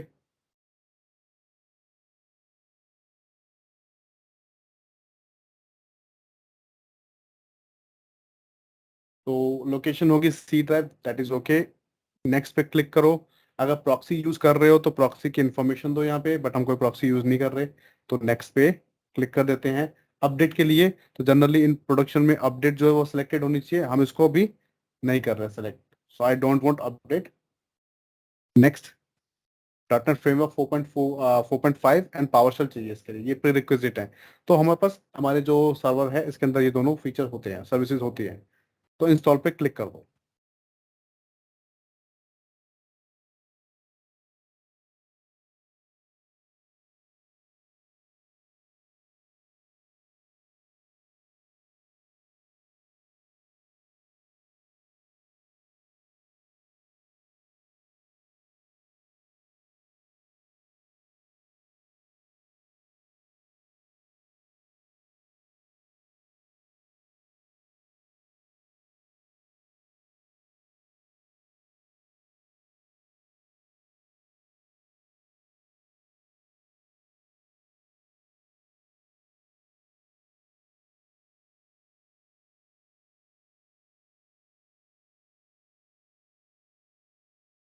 अब जैसे ही ये इंस्टॉल हो जाएगा, एक टैब मिलेगी प्रोसीड टू रजिस्ट्रेशन। जब सब लोगों का इंस्टॉलेशन कंप्लीट हो जाएगा और ये सेम टैब आप लोगों को दिख रही होगी तो कंफर्म कर देना। अब हाँ हम सर इसको, दिख रहा है। ठीक है सुरेंद्र जी, हाँ जी बिल्कुल ठीक चल रहा है। ठीक है, तो प्रोसीड टू रजिस्ट्रेशन पे क्लिक कर दो। हाँ। ठीक, ये आपको वॉल्ट क्रेडेंशियल ब्राउज करने के लिए बोलेगा जो हमने डाउनलोड किए थे। तो ब्राउज पे क्लिक करो, डाउनलोड्स फोल्डर में जाओ, और यहाँ पे वॉल्ट क्रेडेंशियल पड़े हुए हैं आपके वॉल्ट के, ये मैप कर दो। इससे ये क्या फैच करेगा? वॉल्ट का नेम, सब्सक्रिप्शन, रीजन। दिखा रहा है आपको वॉल्ट का नेम, आपका रीजन, और आपकी सब्सक्रिप्शन आईडी। ठीक, जब वॉल्ट मैप हो जाएगा, ब्राउज हो जाएगा, तो कंफर्म कर देना, फिर नेक्स्ट स्टेप पे चलेंगे। चलें चलें। नेक्स्ट पे क्लिक कर दो उसके बाद, और यहाँ पे बोल रहा है आपको पास फ्रेज जनरेट करने के लिए। अब पास फ्रेज क्या होता है? तो अपने को एक चीज समझनी है अब यहाँ पे, वो क्या है, मैं आपको पीपीटी पे समझाता हूँ तो ज्यादा बेटर समझ में आएगी। कि अब मैं बैकअप तो ले रहा हूँ, बैकअप मैं कहाँ ले रहा हूँ, बैकअप मैं ले रहा हूँ अपने फिजिकल सिस्टम के ऊपर, ये मेरा फिजिकल सिस्टम है, ठीक है। इसके ऊपर मैंने बैकअप लिया, और बैकअप का स्टोरेज क्या है, वो है वॉल्ट, एज्योर वॉल्ट, ठीक। तो अगर मैं रीस्टोर करता हूँ डेटा, रिस्टोर करूंगा तो भी मेरे को यहीं पे एक विजार्ड मिलेगा, जो अपना विंडोज सर्वर बैकअप होता है ना, वैसा ही सेम यूआई होता है इसका, एज्योर बैकअप का भी। वो आपके फिजिकल सिस्टम पे ही ओपन होगा, रिस्टोर करने के लिए भी, बैकअप लेने के लिए भी और रिस्टोर करने के लिए, दोनों हम यहीं से मैनेज करेंगे। बट हमारा स्टोरेज जो होगा वो वॉल्ट होगा, एज्योर वॉल्ट। अब सपोज करो अगर मैं सेम सिस्टम पे बैकअप को रिस्टोर कर रहा हूँ, तब आपको किसी भी तरह से कोई वॉल्ट क्रेडेंशियल की जरूरत नहीं है, ना कोई पास फ्रेज की जरूरत है, ना किसी की जरूरत है, क्योंकि आप सेम सिस्टम पे ही और अपना बैकअप का जो आपका विजार्ड होगा उसी से आप उसको रिस्टोर कर रहे हो, तो ये आपसे कुछ नहीं बोलेगा, कोई ऑथेंटिकेशन नहीं होगी। अब अगर किसी भी डिजास्टर की वजह से सर्वर क्या है, ये अवेलेबल ही नहीं है, और मुझे क्या है, एक नया सर्वर लाना होगा, ठीक, पहली कंडीशन। और मुझे अपना जो डेटा पड़ा हुआ है बैकअप कहाँ पे, वॉल्ट में, उसको रिस्टोर मारना है न्यू सर्वर के ऊपर। उस केस के अंदर एज्योर आपसे बोलेगा कि जो पास फ्रेज आपने जनरेट किए थे, जो कीज आपने जनरेट की थी, उन कीज को लाओ, वैलिडेट करो अपने आप को, और तभी मैं आपका डेटा जो है वो रिस्टोर करूंगा इस नए सर्वर के ऊपर। तो अगर की होगी मेरे पास तो मैं बैकअप रिकवर कर सकता हूं, अदरवाइज कोई ऑप्शन नहीं है रिकवरी का। एज्योर पे तो आपको बिल्कुल कोई ऑप्शन नहीं मिलेगा रिकवरी का, ठीक है। तो की होनी चाहिए मेरे पास। अब एज्योर क्या बोल रहा है, कि एज्योर कह रहा है कि जो की आप जनरेट कर रहे हो, ये पास फ्रेज वाली, उन कीज को स्टोर करो किसी ऑल्टरनेट लोकेशन के ऊपर, rather than storing on the same server. अगर मैं सेम सर्वर पे स्टोर कर दूंगा तो क्या होगा, वो तो सर्वर ही चला गया तो तो फिर सर्वर ही वो चला वही गया तो वही कीज चीज भी अभी चली यही गई। कंडीशन में डिस्कस की थी, कि अगर मेरा सर्वर ही चला गया और मुझे नया सर्वर लाके उसको रिस्टोर करना है, तो उसके लिए की चाहिए होगी, और की नहीं है क्योंकि की तो मैंने सेम सर्वर पर डाल दी। ये तो पहली कंडीशन होगी। दूसरी कंडीशन क्या होगी, कि अगर मैं की को स्टोर कर देता हूँ सेम सर्वर के ऊपर, और कोई रैंसमवेयर अटैक होता है मेरे वर्चुअल मशीन के ऊपर, तो ये सब कुछ सारा डेटा इंक्रिप्ट हो जाएगा, जो भी वर्चुअल मशीन के ऊपर होगा। अगर अब मेरे पास बैकअप पड़ा वॉल्ट के ऊपर, जो वॉल्ट के ऊपर, तो मैं रिकवर कर सकता हूँ इसका मतलब। बट मेरी की भी तो यहाँ पे इंक्रिप्ट हो गई है, और मेरे पास एक्सेस है नहीं, तो उस केस के अंदर मैं अपनी वर्चुअल मशीन को रिकवर नहीं कर पाऊंगा, अपना डेटा रिकवर नहीं कर पाऊंगा इस नियम का। तो एज्योर रिकमेंड करता है कि की को स्टोर करो किसी ऑल्टरनेट लोकेशन पे, या किसी आपके फ्लैश ड्राइव में, या फिर एक्सटर्नल हार्ड ड्राइव के अंदर, so that you would be able to recover your data on a new server due to some disaster और ड्यू टू रैंसमवेयर अटैक। ये ऑप्शन आपके पास होने चाहिए, ठीक है। तो इसीलिए हमको यहाँ पे ये बोल रहा है कि पास फ्रेज जनरेट करो, और पास फ्रेज का जो साइज होता है वो होता है 16 कैरेक्टर का। तो अपने एंटर कर देते हैं।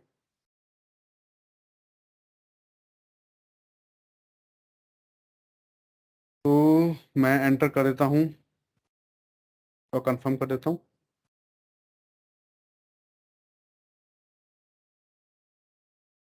ठीक है, तो मैंने 17 कैरेक्टर कर दिए, 16 कैरेक्टर जो है वो मिनिमम लेंथ है। उसके बाद जनरेट करते हैं, जैसे ही जनरेट पे क्लिक करेंगे ये इसको इंक्रिप्ट कर देगा। जनरेट करते ही उसने इसको इंक्रिप्ट कर दिया, और 36 कैरेक्टर्स के अंदर ये हो गया कन्वर्ट, जो मैंने 17 में डाला था। फिर लोकेशन कहाँ पे सेव करने वाले हो, तो मैं अब लैब के लिए सेम सर्वर पे कर रहा हूँ, बट अपने को वार्निंग मिलेगी बाद में। तो ब्राउज कर लेता हूँ इसी सर्वर की कोई लोकेशन, डेस्कटॉप के ऊपर एक फोल्डर बनाता हूँ की नाम का, और उसी में इन की को स्टोर कर देता हूँ लैब पर्पज के लिए, बट ये रिकमेंडेड नहीं है। इसी को सिलेक्ट कर लो, ओके कर दो, यहाँ पे डेस्कटॉप पे एक फोल्डर बना लो की, और उसी में आपके पास फ्रेज जो है वो जनरेट हो जाएंगे। जैसे ही जनरेट हो जाएंगे, लोकेशन आपने मैप कर दी, यहाँ पे फिनिश कर देना। ये आपका अब बैकअप जो है वो आपके वॉल्ट के साथ रजिस्टर हो जाएगा, आपका जो लोकल सिस्टम है, एज वेल एज ये एक जनरेट कर देगा पास फ्रेज, जो कि आपके डेस्कटॉप पे एक की फोल्डर बनेगा वर्चुअल मशीन के डेस्कटॉप के ऊपर, और वहां पे ही आपको दिखा देगा पास फ्रेज। करेक्ट, इसके अंदर पास फ्रेज आ जाएंगे। तो वेट कर लो, अभी ये प्रोसेस चल रहा है। जैसे ये कंप्लीट हो जाएगा, फिर मैं आपको बैकअप कैसे लेना है, कैसे स्केड्यूल करना है, और कैसे रिस्टोर करना है, ये सारा प्रोसेस बताऊंगा फिजिकल सिस्टम के ऊपर। और वर्चुअल मशीन को हम मान रहे हैं physical machine.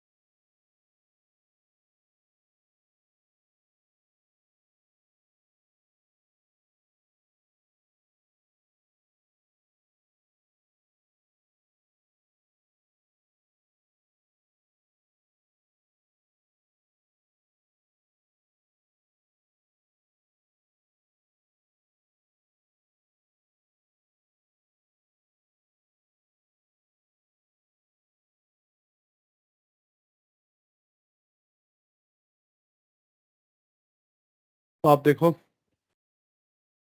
Activation did not completed successfully, warning आ गई है यहाँ पे। अच्छा ठीक है, कोई बात नहीं। तो वार्निंग किसके लिए आ रही है? पास फेज के लिए आ रही है। आप लोगों के केस में क्या आया मैसेज आपको? अभी तो प्रोसेस चल रहा है सर, अभी तो अच्छा, अभी चल रहा था। आ गए। तो सिर्फ वार्निंग आ रही होगी। एक्टिवेशन पहला ग्रीन है, now available on this server, the passphrase was save to this location, storing the passphrase. ये ठीक है। तो क्लोज करते हैं और ये अपना विजार्ड जो है वो ओपन हो जाएगा यहाँ से। इसको क्लोज करते हैं तो Windows server backup wizard, Microsoft Azure backup wizard open हो जाएगा। तो अगर आप इसको देखोगे, इसका यूआई जो है वो similar to Windows server backup वैसा ही है। वेट कर लेते हैं।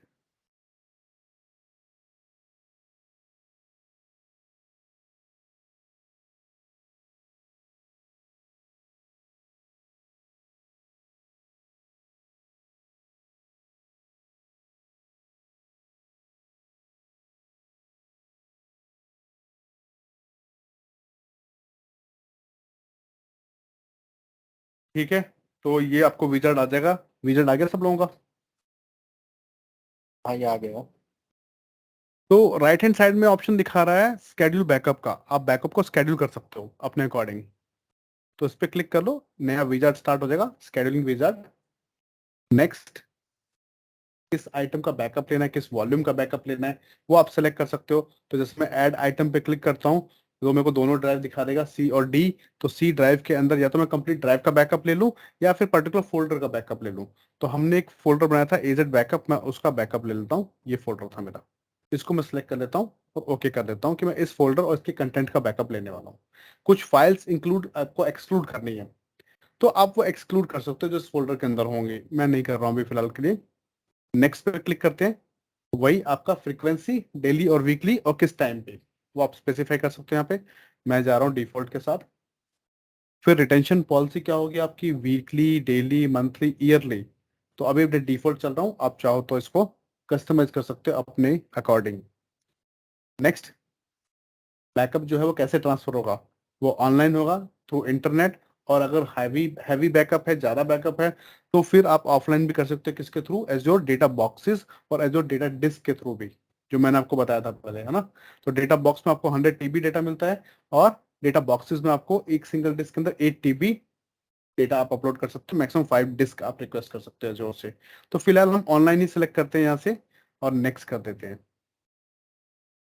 तो ये फाइल्स एंड फोल्डर बैकअप है, ये टाइप दिखा रहा है आपको किस टाइप का बैकअप है आपका। फिनिश करो तो ये स्केड्यूल क्रिएट कर देगा यहाँ पे। हाँ जी, हाँ जी। जैसे स्केड्यूल क्रिएट हो जाएगा कंफर्म कर देना। हो गया क्रिएट। ठीक है, हो गया। फिर राइट हैंड साइड के अंदर आपको ऑप्शन दिखा रहा है बैकअप नाउ, क्योंकि वो तो पॉलिसी के अकॉर्डिंग बैकअप लेगा। हम बैकअप नाउ पे क्लिक करके तुरंत इमीडिएटली बैकअप को स्टार्ट करते हैं। तो बैकअप नाउ, नेक्स्ट, ये आपका रिस्टोर पॉइंट होगा। नेक्स्ट कर दो और बैकअप पे क्लिक कर दो। एज्योर अब स्नैपशॉट लेगा आपकी डिस्क का, और वो स्नैपशॉट कहाँ जाएगा? रिकवरी वॉल्ट में जाएगा, ट्रांसफर होगा रिकवरी वॉल्ट के अंदर। तो वेट कर लेते हैं, ये 1 से 2 मिनट लेगा बैकअप लेने में। और उसके बाद हम उसको रिस्टोर करके भी देखेंगे कि कैसे रिस्टोर होगा।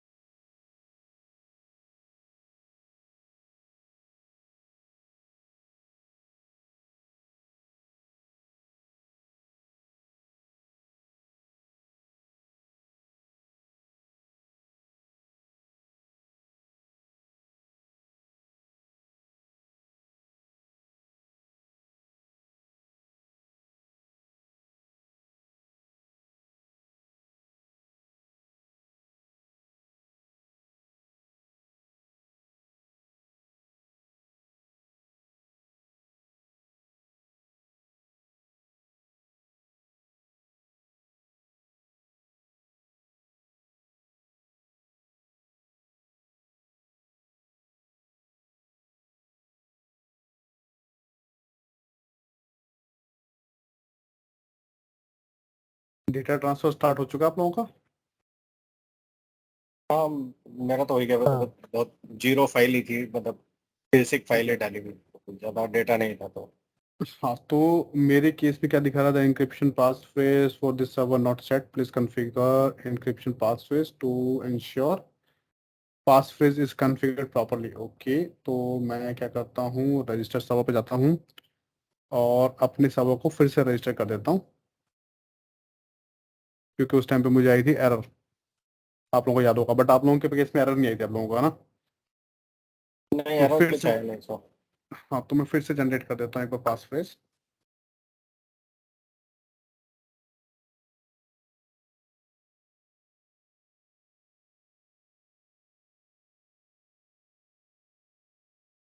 तो जनरेट करता हूँ और की फोल्डर के अंदर ही सिलेक्ट कर देता हूँ और रजिस्टर करता हूँ फिर से और चेक कर लेता हूँ। तो जिसका हो चुका है वो मुझे स्क्रीन शेयर कर दे, मैं बताता हूँ कैसे रिस्टोर करना है।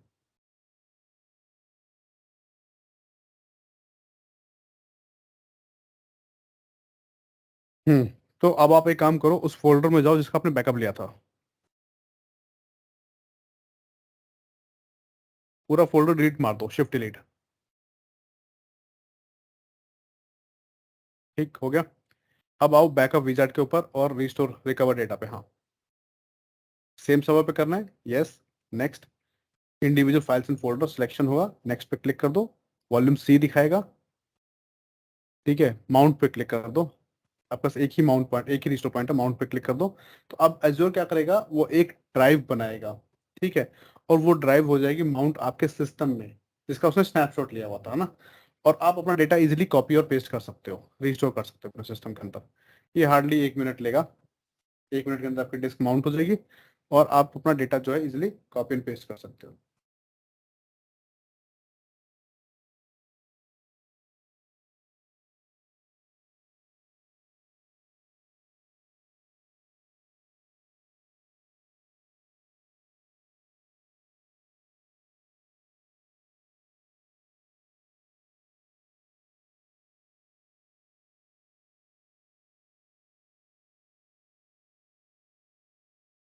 तो इस तरह से हम लोग रिकवर कर सकते हैं अपना डेटा, ठीक है? क्लियर है कैसे रिकवर करना है, कैसे बैकअप लेना है? उसका इसको अनमाउंट कर दो, जैसे ही आपकी रिकवरी डन हो जाएगी उसको अनमाउंट कर दो, वॉल्यूम रिमूव हो जाएगी आपके सिस्टम से। हो गया? तो फिर से मेरा जो वर्ड क्रेडेंशियल मैंने डाउनलोड किया था ना, उसमें इशू है, उसकी वजह से ये मेरा एक्टिवेट नहीं हो रहा। बट चलो कोई बात नहीं, अपनी लैब होगी, सब लोगों को क्लियर है ये चीज कि कैसे होगा।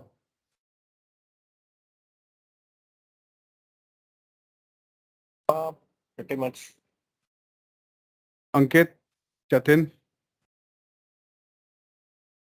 क्लियर है। ठीक है। तो अब एक काम करो, अपनी सी ड्राइव को ओपन करो इसी वर्चुअल मशीन की, और आप प्रोग्राम फाइल्स ओपन कर लो, या एक काम करो, विंडोज फोल्डर में आ जाओ, सी ड्राइव के अंदर विंडोज फोल्डर, और विंडोज के अंदर System32, और उसके अंदर ड्राइवर फोल्डर्स, और उसके अंदर ETC। ETC के अंदर क्या होता है, ये बात याद है किसी को? जरा आप अपनी स्क्रीन शेयर नहीं कर रहे क्या? मैंने स्क्रीन शेयर नहीं की है क्या अभी? एक सेकंड को। पोस्ट फाइल होती है सर। पोस्ट फाइल का क्या काम होता है? सर उसमें वो लोकल डीएनएस वगैरह। ठीक, हाँ, करेक्ट। तो बेसिकली होता है क्या कि ये होस्ट फाइल की जो है लोकेशन है, C, Windows, System32, drivers, ETC।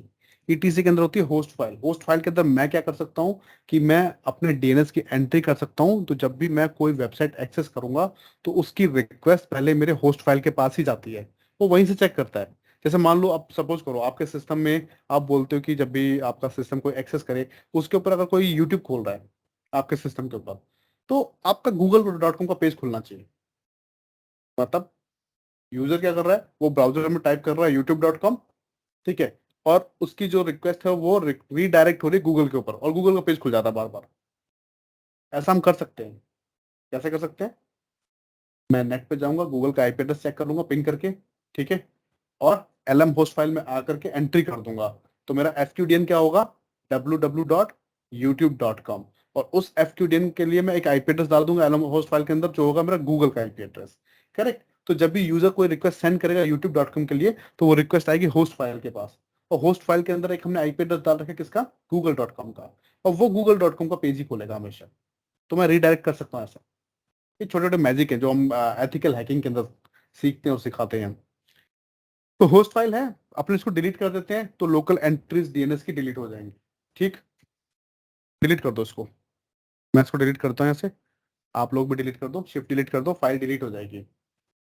अब सपोज करो कि मेरी ऑपरेटिंग सिस्टम की एक बहुत इंपॉर्टेंट फाइल डिलीट हो चुकी है, जिसके अंदर डीएनएस की एंट्रीज थी। अब ये मुझे रिकवर करनी है, कैसे रिकवर करूंगा, अपने पास वीएम का बैकअप पड़ा हुआ है, ठीक है, तो अपने ब्राउजर पर आ जाना, रिकवरी सर्विस वॉल्ट जो है उसमें आ जाना, लेफ्ट हैंड साइड से आपको दिखा रहा होगा backup items tab recovery vault के ऊपर, वहां पे दिखा रहा होगा एज़्योर वर्चुअल मशीन का बैकअप, सिलेक्ट कर लेना उसको। तो यहाँ पे दिखा रहा है बैकअप पास्ट है, मतलब बैकअप आ चुका है अपने पास वीएम का। व्यू डिटेल पे क्लिक करना, किस तरह का बैकअप है वो दिखा देगा आपको। तो हमारे पास बैकअप है एप्लीकेशन कंसिस्टेंट, इसके अंदर बैकअप होगा एप्लीकेशन का as well as your hard disk, ठीक है। तो अब क्या करते हैं, अपने अपने रिस्टोर करते हैं। तो हमारे पास दो रिस्टोर मोड है, एक तो है रिस्टोर वीएम और एक है फाइल रिकवरी। तो जो हमारा केस है ना, हमारे केस के अंदर हम करेंगे फाइल रिकवरी, बट मैं आपको रिस्टोर वीएम का ऑप्शन बता देता हूँ, क्या क्या ऑप्शंस हैं हमारे पास। हम करने नहीं वाले, बट ऑप्शन समझ लेते हैं, हम करेंगे फाइल रिकवरी। तो रिस्टोर वीएम पे क्लिक करता हूँ और आप लोग समझ लो कि क्या क्या ऑप्शंस हैं हमारे पास। तो रिस्टोर वीएम, आपको रिस्टोर पॉइंट सेलेक्ट करना है, हमारे पास एक ही पॉइंट है रिस्टोर, जो कि एप्लीकेशन कंसिस्टेंट। तो सेलेक्ट पे क्लिक करो, राइट हैंड साइड में वो आपका एप्लीकेशन कंसिस्टेंट का रिस्टोर पॉइंट आ जाएगा, उसको सिलेक्ट करो, ओके कर दो। अब यहाँ ऑप्शन आएंगे, तो क्या आप इस बैकअप के थ्रू नई वर्चुअल मशीन बनाना चाहते हो? अगर नई वर्चुअल मशीन बनाना चाहते हो तो उसका नाम क्या होगा, ठीक है, रिस्टोर टाइप क्या होगा उसका, आप नई वर्चुअल मशीन बना रहे हो, डिस्क रिस्टोर कर रहे हो, या फिर वर्चुअल मशीन का अगर नहीं बना रहे हो तो उसका नाम क्या होगा, किस रिसोर्स ग्रुप में बना रहे हो, नेटवर्क कौन सा होगा उसका, वर्चुअल नेटवर्क कौन सा होगा, सबनेट कौन सा होगा, और आपको स्टोरेज अकाउंट बताना होगा एक, ठीक है, जिसके अंदर आपकी वीएचटी फाइल क्रिएट होगी। ये सारी कॉन्फ़िगरेशन करनी है नई वर्चुअल मशीन के लिए। अगर मैं बोलता हूँ रिप्लेस एग्जिस्टिंग, तो मेरी जो एग्जिस्टिंग वीएम है उसकी डिस्क को ये रिप्लेस कर देगा। हो सकता है मेरी एग्जिस्टिंग वीएम की जो डिस्क है वो करप्ट हो चुकी है, ठीक, तो मैं क्या करूंगा, अपने डिस्क को ही रिप्लेस कर दूंगा। दो ऑप्शन है अपने पास, या तो मैं नया वर्चुअल मशीन बना लूं या एग्जिस्टिंग डिस्क को ही रिप्लेस कर दूं। उस केस के अंदर मुझे स्टोरेज अकाउंट बताना है जिसमें मेरी वीएचडी फाइल बनेगी अब नई वाली, ठीक। सिंपल से ऑप्शन है यहाँ पे वर्चुअल मशीन को रिकवर करने के लिए। तो मैं नहीं कर रहा हूँ, बट ये सिंपल है, आपको सिर्फ ऑप्शन सेलेक्ट करना है, कॉन्फ़िगर करना है, और आपकी वीएम जो वो रिकवर हो जाएगी। वापस से चलते हैं अपने बैकअप।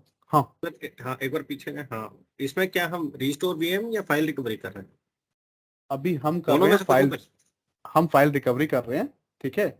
आप चाहो तो रिस्टोर वीएम करके नई वर्चुअल मशीन भी बना सकते हो, देख सकते हो, आपके ऊपर है, ठीक है, वो आप कर सकते हो, लेटर खुद टेस्ट कर सकते हो उस चीज को। लैब के लिए हम कर रहे हैं फाइल रिकवरी, क्योंकि हमने एलएम होस्ट फाइल डिलीट की है, ठीक है। तो एक फाइल डिलीट की है तो मैं कंप्लीट वीएम रिस्टोर करूंगा तो वो एक फिजिबल ऑप्शन भी नहीं है, क्योंकि मेरे पास क्या है, मैं फाइल रिकवरी कर सकता हूँ एज्योर के अंदर। तो फाइल रिकवरी पे क्लिक करो, आपके पास एक नया विजार्ड आ जाएगा, यहाँ पे क्या बोलेगा, डाउनलोड एग्जीक्यूटेबल, इसको डाउनलोड कर लो। तो एक एग्जीक्यूटेबल, एक पावरशेल की स्क्रिप्ट डाउनलोड होगी, एक एक्सी फाइल डाउनलोड होगी, वो फाइल पावरशेल की स्क्रिप्ट रन करेगी, और उसके लिए एक पासवर्ड जनरेट होगा। तो दो चीजें होंगी, एक तो एक्सी स्क्रिप्ट आ रही है, दूसरा आएगा आपका पासवर्ड, और उसको हमको यूज करना है। एक डिस्क अपने पास माउंट हो जाएगी अपने सिस्टम के अंदर, जिसका स्नैपशॉट ले रखा है एज्योर में, ठीक। उसके अंदर हमको मिल जाएगी हमारी एलम होस्ट फाइल पुरानी वाली, और हम उसको रिस्टोर कर लेंगे वहां से।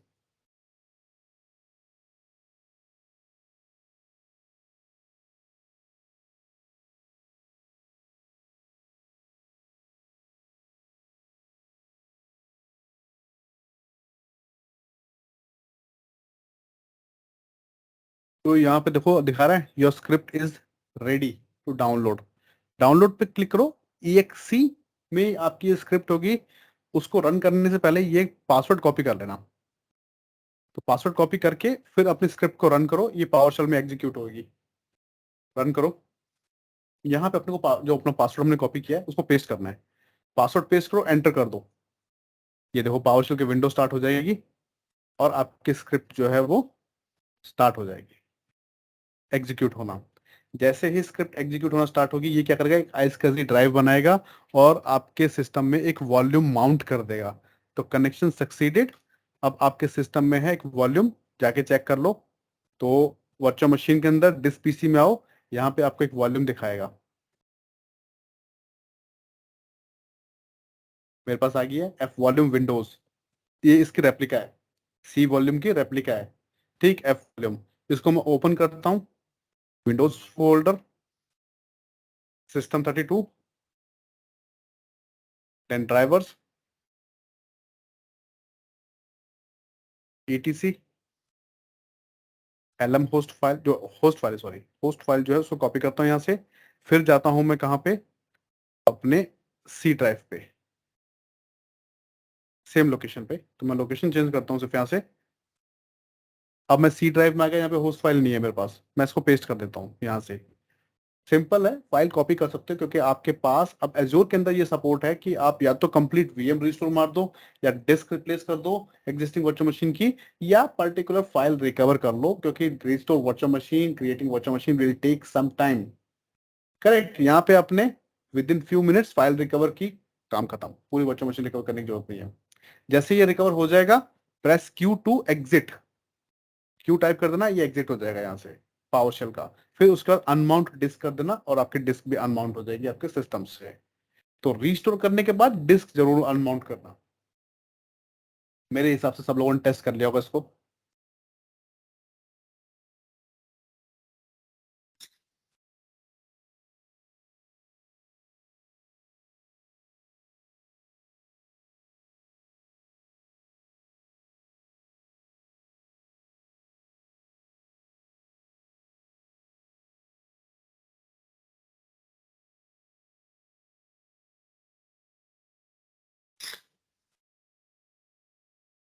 होगी ये लैब सब लोगों की? हाँ ये हो गई, अनमाउंट हो गई। अंकित? हो गया। ठीक है। अब वीएम का बैकअप हमने टेस्ट कर लिया, रिस्टोर टेस्ट कर लिया, ऑन प्रेमाइस का कर लिया है, फाइल शेयर का भी देख लेते हैं। तो फाइल शेयर का देखने के लिए एक डुप्लीकेट टैब ओपन कर लो वर्चुअल मशीन के अंदर ही। इसको आप बाहर से भी कर सकते हो, इसको बाहर से भी अगर टेस्ट करना चाहो तो बाहर से भी कर सकते हो। तो वीएम ऑलरेडी ओपन है, अकाउंट यहाँ पे लॉगिन है, यहीं पे टेस्ट कर लेते हैं। स्टोरेज अकाउंट पे चल जाना डुप्लीकेट टैब ओपन करके, और अपने स्टोरेज अकाउंट को एक्सेस करके फाइल शेयर पे चले जाना, और जो फाइल शेयर हमने बनाया था डेटा, उसको ओपन कर लेना। इस फाइल शेयर के अंदर आप कुछ फाइल्स डिलीट कर दो मैनुअली। तो हर फाइल के राइट हैंड साइड में 3 डॉट्स होंगे, उस पर क्लिक करो, वहां पे डिलीट का ऑप्शन आएगा, और कुछ फाइल्स डिलीट कर दो। जैसे मैंने एक कोड वाली फाइल डिलीट कर दी, और एक मेरे पास है AWS की TOC, मैं उसको डिलीट कर देता हूँ। तो 2 फाइल्स मैंने डिलीट कर दी। अब अगर मुझे इसको रिकवर करना है तो मैं यहीं से रिकवर कर लूंगा। कैसे? यहाँ पे एक बैकअप टैब दिखा रहा है आपको, बैकअप पे क्लिक करो, और ये आपको दिखाएगा कि आपने बैकअप ले रखा है कहाँ पे, एज्योर के ऊपर वॉल्ट में। किस वॉल्ट में? इस वॉल्ट में। तो अब रिकवरी वॉल्ट पे जाने की जरूरत नहीं है, कुछ भी रिस्टोर करना है यहीं से कर लूंगा। बैकअप पे क्लिक किया लेफ्ट हैंड साइड से, रिस्टोर का ऑप्शन आ रहा है, फाइल रिकवरी का ऑप्शन आ रहा है। तो पूरा का पूरा शेयर भी रिकवर कर सकता हूँ। अगर मेरा शेयर ही डिलीट हो गया, मतलब पूरा का पूरा वो फोल्डर ही डिलीट हो गया, तो उसको भी रिकवर कर सकता हूँ, या फिर इंडिविजुअल फाइल्स को भी रिकवर कर सकता हूँ। तो रिस्टोर पॉइंट सेलेक्ट करो अपना। तो यहाँ पे मेरे पास एक ही रिस्टोर पॉइंट होगा अभी फिलहाल के लिए, हम उसको सेलेक्ट कर लेते हैं, ओके करते हैं। अब ये बोल रहा है कि ओरिजिनल लोकेशन के ऊपर आपको ओवरराइट करना है, ठीक है, या स्किप करना है, या फिर ऑल्टरनेट लोकेशन के ऊपर आपको अपनी फाइल्स को स्टोर करना है। तो आप वहां पे अपना स्टोरेज अकाउंट, आप अपना नया फाइल शेयर बताओगे, और वहां पे आपका ये रिस्टोर हो जाएगा। तो मैं बोल रहा हूँ कि ओरिजिनल लोकेशन पे ही रिस्टोर करना है मुझे, और ओवरराइट करते हैं मेरी एग्जिस्टिंग फाइल्स को। ऐड फाइल, कौन कौन सी फाइल को आपको रिकवर करना है? तो मेरी 2 फाइल्स थी, एक तो एक कोड वाली थी, और एक कोग्निशिया वाली थी। सेलेक्ट कर लो और रीस्टोर कर दो, तो ये 2 फाइल्स जो है मेरी वो ओरिजिनल लोकेशन पे रीस्टोर हो जाएंगी। तो हमने एज्योर के अंदर स्टोरेज अकाउंट में स्नैपशॉट के थ्रू भी देखा था कैसे रिस्टोर करते हैं, और अब हमने बैकअप के थ्रू भी देख लिया कि कैसे रिस्टोर होगा हमारा। वापस से ओवरव्यू टैब में चले जाना, और चेक कर लेना, यहाँ पे आपका कुछ टाइम के बाद आपके दोनों फाइल्स जो है वो रिकवर हो जाएंगी। तो मेरे केस में तो हो गई है रिकवर, कोड और मेरे कोग्निशिया AWS की TOC दिखा रहा है मुझे। जब ये हो जाएगा आप लोगों का तो कंफर्म कर देना। हो गया। अंकित, सचिन, हो गया सर। हो गया। अब एक काम करो, RDP को क्लोज कर दो। RDP क्लोज कर दो, अपने मेन पोर्टल पे आओ, मतलब अपने मेन सिस्टम के ऊपर जो आपका अकाउंट है पोर्टल एजोर का, वहां पे आओ। तो डिजास्टर रिकवरी हमारे सिलेबस में नहीं है, मैं आपको डिजास्टर रिकवरी भी बता देता हूँ, और वो लास्ट टॉपिक होगा, लास्ट लैब होगी इस मॉड्यूल की। तो वर्चुअल मशीन पे आ जाना आपने, जो जिस VM का आपको डिजास्टर रिकवरी कन्फिगर करना है। तो ये वर्चुअल मशीन मेरी है ईस्ट US में, ठीक है। अब मैं इसकी डिजास्टर रिकवरी कन्फिगर करूंगा, तो बाय डिफॉल्ट जो डिजास्टर रिकवरी कन्फिगर होती है वो होती है पेयर्ड रीजन के अंदर। तो ईस्ट US जो है वो एज्योर ने पेयर कर रखा है किसके साथ, वेस्ट US के साथ, वही होगी आपकी डिफॉल्ट लोकेशन। आप चाहो तो चेंज कर सकते हो और भी कोई ले सकते हो। तो लेफ्ट हैंड साइड से स्क्रॉल डाउन कर लेना वर्चुअल मशीन के ऊपर, और अपने आ जाएंगे ऑपरेशंस टैब में। ऑपरेशंस टैब के अंदर हमारे पास है डिजास्टर रिकवरी, सेलेक्ट कर लेना और यहीं से कन्फिगर करेंगे। तो आपको रिकमेंडेशन दे रहा है यहाँ पे एज्योर कि आपका जो टारगेट रीजन होगा वो वेस्ट US होगा, ठीक। अगर आप ड्रॉप डाउन पे क्लिक करोगे तो सारे रीजन दिखा रहा है। जो डिफॉल्ट होगा वो कौन सा होगा, जो एज्योर ने पहले से पेयर कर रखा है ईस्ट US के साथ, सो दैट इजी हो जाएगा रेप्लिकेशन और सब कुछ, ठीक है, रिडंडेंसी। अदरवाइज आप जो भी रीजन सेलेक्ट करोगे फिर आपका डेटा ट्रैवल होगा, लेटेंसी होगी, RTO RPO बढ़ जाएगा आपका, तो वो आपको चेक करना है, ठीक। मैं जा रहा हूँ फिलहाल वेस्ट US रीजन के साथ ही, कि मेरा जो सेकेंडरी जो रेप्लिका बनेगी वो वेस्ट US में बनेगी इस वर्चुअल मशीन की। यहाँ तक आगे सब लोग। जब यहाँ पे आप देखोगे सोर्स रीजन कौन सा ईस्ट US है, और जो सिलेक्टेड रीजन टारगेट रीजन है वो वेस्ट US है। तो अब करो नेक्स्ट एडवांस सेटिंग पे क्लिक, और यहाँ पे आपको दिखाएगा ये कि जब हम फेल ओवर करेंगे तो फेल ओवर के केस में मेरा एक नया रिसोर्स ग्रुप बनेगा, उसका नाम होगा M10RG0 ASR, जो साइट रिकवरी, ठीक। एक नया वर्चुअल नेटवर्क बनेगा उसके अंदर, जिसमें मेरी वर्चुअल मशीन प्लेस होगी वेस्ट US के अंदर। ये सब वेस्ट US का दिखा रहा है कि वेस्ट US के अंदर एक नया रिसोर्स ग्रुप बनेगा, वहां पे एक नई वर्चुअल नेटवर्क बनेगा, एक अवेलेबिलिटी जोन बनेगा, ठीक है। तो अभी फिलहाल कोई अवेलेबिलिटी जोन है नहीं हमारे पास, तो ये नहीं बनाएगा इसके अंदर। फिर प्रॉक्सिमिटी प्लेसमेंट ग्रुप हमारे पास है ही नहीं, तो हम इसको यूज़ नहीं करेंगे। कैपेसिटी रिजर्वेशन हमने किया नहीं था, तो वो भी हम सेलेक्ट नहीं करेंगे। तो इसका मतलब ये है कि आप यहाँ से कस्टमाइजेशन कर सकते हो अपने VM के लिए, ठीक। या आपके पास एग्जिस्टिंग रिसोर्स ग्रुप कोई है वेस्ट US के अंदर, तो ड्रॉप डाउन में जाओ वो सिलेक्ट कर लो। आपने पहले से कोई VNet बना रखी है वेस्ट US के अंदर, ड्रॉप डाउन में जाओ उसको सिलेक्ट कर लो। आप नहीं करोगे तो एज्योर बनाएगा, रिकमेंडेड ऑप्शन है। स्क्रॉल डाउन कर लो यहां से और नेक्स्ट करो start replication, review and start replication, ठीक। अब स्टार्ट रेप्लिकेशन पे क्लिक कर दो, रिव्यू करने के बाद स्टार्ट रेप्लिकेशन पे क्लिक कर दो, और रेप्लिकेशन स्टार्ट हो जाएगा आपका। जैसे ही रेप्लिकेशन स्टार्ट होगा और जैसे ही कंप्लीट होगा, तो ये लेता है हार्डली 5 से 10 मिनट, अपने फेल ओवर टेस्ट कर सकते हैं। उसके बाद तो स्टार्ट हो जाने दो, जैसे सबमिट होगा तो मैं ये चेक कर सकता हूँ कहाँ से, अपनी वॉल्ट के ऊपर से, और इसको मैं रिस्टोर कर सकता हूँ यहाँ से भी, फेल ओवर यहाँ से भी कर सकता हूँ और वॉल्ट से भी कर सकता हूँ, दोनों चीज़ें कर सकता हूँ मैं। तो जैसे स्टार्ट हो जाएगा, अभी स्टार्ट हो रहा है, तो deployment in progress, submitting your deployment, wait कर लो। अपने चलते हैं अपने रिसोर्स ग्रुप पे, तो मेरे दूसरी को टैब से। ऑन प्रेम मशीन का DR करना हो यहाँ पे, हाँ, तो तो ऑन प्रेम के लिए मैं कैसे? मैं बताता हूँ आपको कैसे। रिकवरी वॉल्ट पे जाओ, मैं बताता आपको कि मेरे जो मैंने आपको चैनल शेयर किया हुआ है उस पे है कंप्लीट वीडियो ऑन प्राइम के लिए, पर मैं फिर भी आपको यहाँ से गाइड करता हूँ कैसे करना है अपने को। तो रिकवरी वॉल्ट पे आके आप करोगे इनेबल साइट रिकवरी, ठीक है। इस पर क्लिक करना है अपने को, तो अपने को 3 ऑप्शन देगा ये। आपको एजोर वर्चुअल मशीन के लिए करना है, या VMware के लिए करना है, या हाइपर-V के लिए करना है, या फिर फिजिकल सर्वर के लिए करना है, ठीक। तो अगर मैं बोलता हूँ हाइपर-V के लिए करना है, तो मुझे अपना इंफ्रास्ट्रक्चर, ये स्टेप्स दे रखे हैं इसने, ये एक 1 बाय 1 ये सारे स्टेप फॉलो करने हैं। तो मैंने हाइपर-V के लिए ना लैब ऑलरेडी मतलब बना करके कन्फिगर की हुई स्टेप बाय स्टेप, जो आप वहां से मेरे चैनल से देख सकते हो, और परफॉर्म कर सकते हैं उसको, क्योंकि ये ऑलमोस्ट जो है ना 2 से 3 घंटे लगेगी कॉन्फ़िगर होने में। पहले तो अपने को इंफ्रास्ट्रक्चर प्रिपेयर करना है, तो यहाँ पे आप बताएगा आपको कि डिप्लॉयमेंट प्लानिंग क्या है आपकी। ठीक, yes I have done it. कौन सा? आपने ये डिप्लॉयमेंट प्लानर जो है उसको डाउनलोड किया अपने सर्वर के ऊपर, फिजिकल सर्वर के ऊपर, और चेक किया आपने कि वो प्रीरिक्विजिट कंप्लीट हैं या नहीं है, आपकी बैंडविड्थ जो है, स्टोरेज जो है, और जो वर्चुअल मशीन की रिक्वायरमेंट है वो आपको कंप्लीट करनी है। जब आप कर लोगे आप इसको सेलेक्ट कर लोगे, या फिर आप क्या बोल रहे हो, I will do it later. तो लेटर का करना है तो लेटर सेलेक्ट कर लो और फिर नेक्स्ट पे क्लिक कर दो। आप आ जाओगे अगली टैब के ऊपर, source setting. So are you using system center VMM, that means virtual machine manager use कर रहे हो क्या? अगर कर रहे हो तो यस कर दो, नहीं कर रहे हो तो आप इसका मतलब एक हाइपर वी होस्ट यूज कर रहे हो डेटा सेंटर के अंदर या फिजिकल सिस्टम के ऊपर। तो मैं बोलता हूँ कि मैं हाइपर वी होस्ट यूज कर रहा हूँ। ठीक, तो हाइपर वी होस्ट के लिए बोलेगा आपको कि आप एक काम करो, एक साइट बना लो एज्योर के ऊपर। ठीक है, तो यहाँ पे ऐड हाइपर वी साइट पे क्लिक करोगे और साइट का नाम दे दोगे। उसी साइट के अंदर आपका वो सर्वर जो है वो ऐड होगा एज्योर के ऊपर। ठीक, मतलब एक तरह से ग्रुप बना दिया हमने, साइट का मतलब ग्रुप बना दिया जिसके अंदर मेरा सर्वर ऐड हो जाएगा, और जब मैं फेल ओवर करूंगा तो यहीं से फेल ओवर होगा। फिर आप जब साइट बन जाएगी, जैसे मैं बोलता हूँ ऐड साइट, तो यहाँ पे बहुत सारी रिक्वायरमेंट्स होती है। मैं नाम देता हूँ इसका कुछ भी, जैसे टेस्ट नाम दे दिया और ओके किया, तो साइट के क्रिएट कर देगा यहाँ पे टेस्ट। फिर मेरे को देगा ऑप्शंस मेरा ऑन प्रोमाइस हाइपर सर्वर को कॉन्फ़िगर करने का और उसको यहाँ पे लिस्ट करने का। वो जो ऑन प्रोमाइस का सर्वर होगा उसको मैं यहाँ पे लिस्ट करूंगा। तो कंप्लीट प्रोसेस है। फिर टारगेट की सेटिंग करूंगा, फिर एप्लीकेशन पॉलिसीज बनाऊंगा, उसमें आरपीओ सेलेक्ट करूंगा। ठीक है, अब ये क्या बोल रहा है कि मेरे को हाइपर-वी सर्वर नहीं मिला।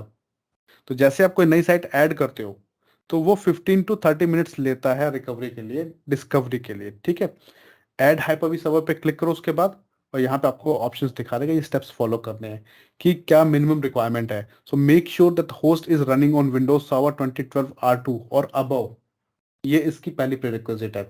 दूसरी क्या है, configure proxy setting for ensure each host can access the service URL. तो प्रॉक्सी सेटिंग है तो कर दो, नहीं है तो ये स्टेप आप स्टेप को स्किप कर सकते हो। फिर डाउनलोड दिस इंस्टॉलर, ये इंस्टॉलर जो है ये आपको डाउनलोड करना है किसके ऊपर, अपने हाइपर वी होस्ट के ऊपर। जैसे इंस्टॉलर डाउनलोड कर दोगे फिर आपको करना है डाउनलोड पे क्लिक, या जो है आपका जो आपने साइट बनाया था यहाँ पे हाइपर वी साइट, इसके क्रेडेंशियल्स डाउनलोड हो जाएंगे और आपकी जो हाइपर वी होस्ट होगा वो इस होस्ट के अंदर, इस साइट के अंदर ऐड हो जाएगा। जैसे ऐड हो जाएगा यहाँ पे आपको हाइपर वी सर्वर मींस जो आपके हाइपर जो वर्चुअल मशीन रन होंगी वो सारी वीएम्स दिखा देगा यहाँ पे। फिर आप सेलेक्ट करोगे कि कौन सी वीएम को आपको रेप्लिकेट करना है, किस वीएम के लिए आपको बनाना है अपना डिजास्टर रिकवरी सेकेंडरी साइट। आप चाहो तो सारी वीएम सेलेक्ट कर सकते हो, चाहो तो कुछ वीएम सेलेक्ट कर सकते हो जो इंपॉर्टेंट होंगी, क्रिटिकल होंगी, और उसके बाद अपने टारगेट की सेटिंग कर दोगे। तो ये प्रोसेस होता है। ये क्लियर है सबको? आप कंप्लीट तो हम कर नहीं सकते, बट हाँ वो मैं आपको बता रहा था जो वीडियो, आप उसको रेफरेंस में ले सकते हो और खुद से कर सकते हो इसको कॉन्फ़िगर अपने लिए। अब अगर मेरे को पूरा का पूरा डेटा सेंटर ही माइग्रेट करना है, ठीक है, अब अगर जैसे मैं रेप्लिकेशन कर रहा हूँ तो यहाँ पे अगर मेरे पास ऑन प्रेमाइस से एक वीएम पड़ी हुई है, 2 वीएम है, उनको मैं क्या कर सकता हूँ, उनको रेप्लिकेट करने के बाद अपना हाइपर वी का सर्वर जो है उसको डाउन कर सकता हूँ। अगर मुझे माइग्रेट करना है, छोटा माइग्रेशन है, एक ही सर्वर का माइग्रेशन है, जैसे एसक्यूएल डेटाबेस है या शेयर पॉइंट है, तो मैं ये हाइपर वी की जो इनेबल साइट रिकवरी ऑप्शन जो है इसको सेलेक्ट करके अपनी वर्चुअल मशीन को रेप्लिकेट कर दूंगा हाइपर वी के ऊपर, और फिर ऑन प्रेमाइस के सर्वर को डाउन कर सकता हूँ मैं, ठीक, क्लीन कर सकता हूँ। बट अगर मेरे को कंप्लीट डेटा सेंटर रिकवर करना है, माइग्रेट करना है, तो एज्योर रिकमेंड नहीं करता एज्योर साइट रिकवरी, क्योंकि रेप्लिकेशन ये भी दे रहा है आपको, तो यहाँ से भी माइग्रेट कर सकते हो। बट अगर पूरा का पूरा डेटा सेंटर ही माइग्रेट करना है मुझे, तो उसके लिए एज्योर आपको एक सेपरेट सर्विस देता है जिसको बोलते हैं हम एज्योर माइग्रेशन सर्विस। आप एज्योर माइग्रेशन सर्विस में जाओगे, आप बताओगे कि आपका डेटा सेंटर किस पे चल रहा है, हाइपर वी पे चल रहा है या ESXi पे चल रहा है, तो वो आपको देगा VHD और OVA फाइल, डिपेंड करेगा। ठीक है, अगर हाइपर वी सेलेक्ट करूंगा तो OVA फाइल मिलेगी, VHD फाइल मिलेगी। अगर मैं ESXi सेलेक्ट करूंगा या वी सेंटर सेलेक्ट करूंगा तो मुझे OVA फाइल मिलेगी। तो OVA फाइल, सपोज कर लो मेरा जो डाटा सेंटर चल रहा है वो ESXi पे चल रहा है वी सेंटर के ऊपर, तो मुझे एक OVA फाइल मिलेगी। उस OVA फाइल को यूज करते हुए मैं क्या करूंगा, एक वर्चुअल मशीन बनाऊंगा। ठीक, उस वर्चुअल मशीन को मैं अपने डेटा सेंटर के अंदर प्लेस कर दूंगा और नेटवर्क में कनेक्ट कर दूंगा। वो वर्चुअल मशीन क्या करेगी, वो करेगी असेसमेंट किसका, जितने भी वर्चुअल सर्वर्स, जितने भी सर्वर्स हैं मेरे डेटा सेंटर के अंदर, जितने भी सर्वर्स चल रहे हैं मेरे वी सेंटर के अंदर और डिफरेंट डिफरेंट ESXi होस्ट के अंदर, उन सभी सर्वर को वो असेस करेगी और असेस करने के बाद वो आपको देगी रेडीनेस। ठीक, रेडीनेस रिपोर्ट। उस रेडीनेस रिपोर्ट में क्या होगा, उसमें होगा वो आपको बताएगी कि ये सर्वर्स जो हैं आप जो है बिना किसी चेंज के एज्योर के ऊपर इस रिकमेंडेड वर्चुअल मशीन साइज के ऊपर आप माइग्रेट कर सकते हो। ठीक, पहली रेडीनेस। दूसरी रेडीनेस होगी कि ये सर्वर्स जो हैं इनके ऊपर आप ये माइनर चेंजेस करके आप इनको एज्योर के ऊपर इन वर्चुअल मशीन्स के ऊपर माइग्रेट कर सकते हो। तीसरा होगा कि ये जो सर्वर्स हैं ये कंपेटेबल नहीं है एज्योर माइग्रेशन के अंदर, आप इनको माइग्रेट नहीं कर सकते हो। ठीक, तो वो कंप्लीट रिपोर्ट मिलती है अपने को रेडीनेस रिपोर्ट में जब असेसमेंट डन होती है। तो आप उसको चेक करो, असेसमेंट डन हो गई है, ठीक है, आप उसको रिपोर्ट को पढ़ो और उसको पढ़ने के बाद अपने रिसोर्सेज सेलेक्ट कर लो और टारगेट में वो वर्चुअल मशीन जो रिकमेंडेड दिखा रहा है उनके साथ जाना तो उसमें चले जाओ, या आप अपना साइज खुद चूज करना चाहते हो तो अपना साइज चूज करो और माइग्रेट कर दो अपना इंफ्रास्ट्रक्चर। ये प्रोसेस होता है एज्योर माइग्रेशन का। ठीक है, एज्योर आर्किटेक्ट में भी सिर्फ हमारे पास थ्योरेटिकल पार्ट ही है माइग्रेशन का, कोई प्रैक्टिकल नहीं है क्योंकि हम कर नहीं सकते प्रैक्टिकल इसका। ठीक है, जब भी आप VM बनाओगे ना, जो वर्चुअल मशीन बता रहा हूँ OVA में या VHD फाइल में बनेगी, उस वर्चुअल मशीन की ही रिक्वायरमेंट है कि उसके ऊपर कम से कम 16 GB रैम होनी चाहिए। जो भी आप VM बना रहे हो OVA फाइल से या VHD फाइल से, तो 16 GB रैम होनी चाहिए। तो प्रैक्टिकली मैं अपने घर पे 16 GB रैम लेके थोड़ा बैठा हुआ हूँ, ठीक है, पॉसिबल नहीं है वो लैब करवाना। और ना माइक्रोसॉफ्ट जो है अपनी लैब्स के अंदर देता है, ऑफिशियल लैब माइक्रोसॉफ्ट भी देता है ना, ऑनलाइन लैब्स, उसमें भी वो आपको वो इंफ्रास्ट्रक्चर नहीं देगा। तो ये मॉड्यूल की जो लैब है वो स्किप होती है ऑलवेज, आर्किटेक्ट में भी नहीं होती है। आपको मतलब थेरेटिकली तो पता लग जाएगा कैसे हो रहा है, बट आप उसको प्रैक्टिकली प्रोडक्शन में ही टेस्ट कर सकते हो क्योंकि वहीं पे हमारे पास इंफ्रास्ट्रक्चर होता है डेवन टेस्ट में। क्लियर है? तो वैकेशन तो वैसे था नहीं हमारे सिलेबस में, पर फिर मैंने आपको एक आइडिया दे दिया कि कभी इन फ्यूचर कोई क्वेश्चन पूछ ले माइग्रेशन के ऊपर या आपको करना हो तो मैं बैठा हूँ यहाँ पे, कभी कोई प्रोजेक्ट मिल गया माइग्रेशन का तो कोई दिक्कत नहीं है, मैं आपको गाइड कर दूंगा उसके अंदर कैसे करनी है माइग्रेशन। अब जो साइट किसी दिन मेरे डेटा सेंटर में करेंगे सब सारी टेस्टिंग। मेरे पास चल रहा है ESXi चल रहा है, मेरे पास 5-6 VM है मेरे पास ये। हाँ, तो आप वाले में हम कर सकते हैं इजिली, और अगर आप अपना रिसोर्स दे दो हमें तो। अरे नहीं करेंगे सर, एक दिन करेंगे, चिंता क्या। तो अभी बताया ना मैंने, एजोर तो लिया हुआ है, ADC एक बनाया हुआ है, वो अभी करते हैं कुछ। क्या है ना कि सब्सक्रिप्शन पे अगर जो भी करोगे तो उसकी कॉस्ट ऐड होनी शुरू हो जाती है। वो तो है ही, आप जो भी करोगे उसका बिल आएगा ही आएगा आपको, बस वो समस्या है, वो है ना वो।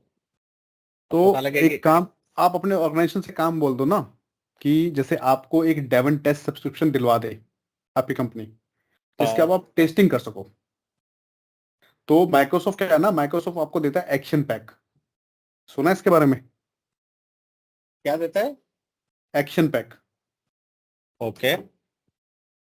अंकित, जतिन, सुना है इसके बारे में एक्शन पैक क्या होता है? माइक्रोसॉफ्ट देता है एक्शन पैक देता है जिसमें आपको ईयरली सब्सक्रिप्शन मिलता है एज्योर के लिए। अच्छा।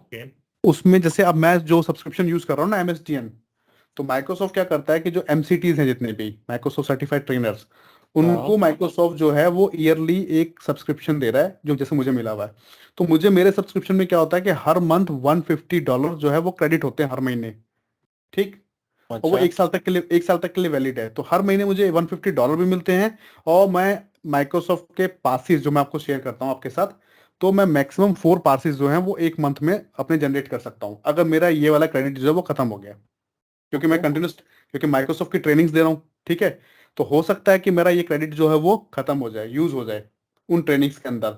तो अगर वो खत्म हो गया और फिर भी मुझे और ट्रेनिंग्स आ रही हैं तो माइक्रोसॉफ्ट मेरे को 4 पासेस भी देता है अलग से, जिनको मैं यूज कर सकता हूँ अपनी ट्रेनिंग पर्पज के लिए। ठीक, उसके साथ साथ माइक्रोसॉफ्ट मेरे को कंप्लीट लाइसेंसेस दे रहा है, सभी सर्वर के सारे लाइसेंस, ठीक, क्लाइंट के सारे लाइसेंस, विजुअल स्टूडियो का लाइसेंस, विजो का लाइसेंस और ऑफिस का लाइसेंस, ठीक है, ऑफिस 365 का लाइसेंस, सारे लाइसेंस प्रोफेशनल एंटरप्राइज सब लाइसेंसेस अवेलेबल मेरे को फ्री ऑफ कॉस्ट। ठीक, ये बेनिफिट है, ये MCT होने का बेनिफिट मिल रहा है मुझे। ठीक है, तो उसी तरह से जब आप माइक्रोसॉफ्ट से एक्शन पैक खरीदते हो तो वो एक ईयरली पैक होता है जो आप खरीद सकते हो। ठीक। अच्छा उसमें आपको माइक्रोसॉफ्ट देगा एज्योर का सब्सक्रिप्शन, जिसके अंदर आपको $150 मिलेंगे हर महीने 1 साल तक। ओके ओके और उसके साथ साथ कुछ आपको ये लाइसेंसेस भी मिल जाएंगे डेवन टेस्ट के लिए, ऑपरेटिंग सिस्टम के लाइसेंस, विजुअल स्टूडियो के लाइसेंस। तो वो डिपेंड करेगा कौन कौन से लाइसेंस देता है माइक्रोसॉफ्ट। तो टेस्टिंग के लिए वो कुछ लाइसेंस भी देगा आपको कि आप जो है अपनी टेस्टिंग जो है वो लाइसेंस्ड एनवायरनमेंट पे करो रादर देन की पायरेटेड पे। ओके तो वो एक बार सर्च कर लेना गूगल के ऊपर कि माइक्रोसॉफ्ट का एक्शन पैक क्या है, कितनी कॉस्ट है उसकी इंडिया में, और कौन कौन से बेनिफिट आपको मिलने वाले हैं। तो वो आप अपने ऑर्गेनाइजेशन में सजेस्ट कर सकते हो कंपनी को कि हाँ ठीक है, ये मुझे ये अपनी सब्सक्रिप्शन परचेज कर लेते हैं डेवन टेस्ट के लिए, और हम इसके ऊपर टेस्टिंग क्या करेंगे। तो कोई बिल नहीं आने वाला आपको, तो क्रेडिट मिल जाएगा उसके अंदर हर महीने $150, मतलब ऑलमोस्ट $7,000 के आसपास, और इनफ है वो टेस्टिंग के लिए।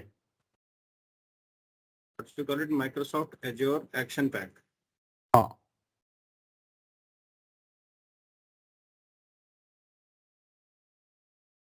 आप सर्च ठीक है करना देखना। वो तब मैं तक अपने मैं हम्म हाँ चलिए वो तो खैर आपका जो already रीसेलर get होगा ना it। ऑर्गेनाइजेशन में, जो हाँ माइक्रोसॉफ्ट का रीसेलर होगा, आप उससे बात करोगे तो वो भी बता देगा आपको उसके बारे में। वही दे देगा, इतना खरीदते हैं उससे। हाँ वही तो कह रहा हूँ वही बता देगा आपको। तो मैं आप अपने वापस आते हैं, और खैर जो हमने चलिए हाँ, site, come back to that. हाँ साइट रिकवरी जो हमने इनेबल की है, तो अपने रिकवरी वॉल्ट पे आ जाओ। यहाँ से भी आप चेक कर सकते हो और वर्चुअल मशीन से भी चेक कर सकते हो। तो अपने क्या करते हैं, साइट उस पर रिकवरी वॉल्ट पे आ रहे हैं, ओवरव्यू टैब के ऊपर नीचे दिखा रहा है देखो, overview, backup, site recovery, 3 tab है। तो साइट रिकवरी पे क्लिक करो, आपको यहाँ पे आपका दिखा देगा replication health, fail over health, configuration issue नहीं है कोई। स्क्रॉल डाउन करो, यहाँ पे जैसे ही आपकी साइट रिकवरी डन हो जाएगी, आपको कंप्लीट इंफ्रास्ट्रक्चर दिखाएगा। ठीक है, कि कैसे कैसे हो रहा है, किस कौन सा आपका प्राइमरी रीजन है, कौन सा आपका सेकेंडरी रीजन है, वो कंप्लीट इन्फो आपको यहाँ पे दिखाएगा। तो अभी नहीं दिखा रहा ना, क्योंकि अभी हमारा चल रहा होगा वो, अभी वो चल ही रहा है रेप्लिकेशन। तो जब तक ये रेप्लिकेशन चलता रहेगा, तब तक हमको अपना इंफ्रास्ट्रक्चर नहीं दिखाएगा। जैसे वो डन हो जाएगा, यहाँ पे अपने को इंफ्रास्ट्रक्चर दिखाएगा, और मैं यहीं से फेल ओवर टेस्ट कर लूंगा। ठीक है, तो जैसे हम फेल ओवर टेस्ट करेंगे ना, होता क्या है कि देखो प्रोडक्शन के अंदर क्या होता है, जैसे मैंने डिजास्टर रिकवरी साइट बनाई, ये रिकमेंडेड, मतलब ये अपना लाइफ स्किल है। या फिर जो हम अपने ये ITIL करते हैं, ये प्रोजेक्ट मैनेजमेंट करते हैं, तो जो उसमें अपने को एजाइल फ्रेमवर्क बताया जाता है ना, उसमें क्या बताया जाता है, यही तो सब तो बताया जाता है, यही सब समझाया जाता है कि डिजास्टर रिकवरी अगर मैंने कन्फिगर कर ली, तो अब मुझे उसके बाद क्या करना है, उसके बाद मुझे उसको हर क्वार्टरली या फिर हाफ ईयरली मुझे उसको मैनुअली भी टेस्ट करना है, कि पता लगे मैं वेट कर रहा हूँ कि मैंने तो डिजास्टर रिकवरी कन्फिगर कर रखी है, और मैं बैठा हुआ हूँ आराम से, किसी दिन कोई डिजास्टर हो गया और मेरा फेलओवर हुआ ही नहीं। ठीक है, तो ऐसा भी ना हो। तो उसके लिए क्या है, रिकमेंडेड ऑप्शन है ये, कि आप क्वार्टरली या फिर हाफ ईयरली मैनुअली टेस्ट करो, जिसको हम बोलते हैं टेस्ट फेल ओवर। आप टेस्ट करो कि आपका फेल ओवर जो है वो सेकेंडरी साइड पे हो रहा है। ठीक है, जिससे कि आपको फ्यूचर में कोई इशू ना फेस करना पड़े। ठीक है, ये सारे ऑप्शंस जो है ये प्रोडक्शन के ही हैं, और जब हम धीरे धीरे काम करते हैं तो अपने को धीरे धीरे समझ में आता है कि अच्छा ये चीजें हैं, और ऐसे करना चाहिए, ये हमारा प्रोसेस है बेसिकली। तो अंकित और जतिन, आप दोनों तो प्री सेल्स में हो ना? हाँ Yes, sir. ठीक, तो अभी क्या स्विचिंग का चल रहा है क्या मूड, या कंपनी में ही? हाँ, बस स्विचिंग का ही मूड चल रहा है। अच्छा, सही है। और अगला बताओ, अगली क्लास हम कब करेंगे, कल या फिर कोई नेक्स्ट डे? मैं कल के लिए ओके हूँ, बाकी देख। अंकित? ओके हूँ सर मैं कल के लिए। सुरेंद्र जी? हाँ मैं भी ओके हूँ, कोई इशू नहीं। हाँ, तो कल अपना ज़्यादा टाइम वैसे लगना नहीं है, क्योंकि जो मॉनिटरिंग का मॉड्यूल है वो बहुत लंबा नहीं है। तो अपना हार्डली 60 मिनट्स या 90 मिनट्स में वो हो जाएगा कवर। अभी तो और ये फिर अपना साइट ही नहीं, अभी तो साइट ही नहीं बनी। हाँ साइट हो जाएगी, वो थोड़ा टाइम लेता है, इनेबल होने में टाइम लेता है ये।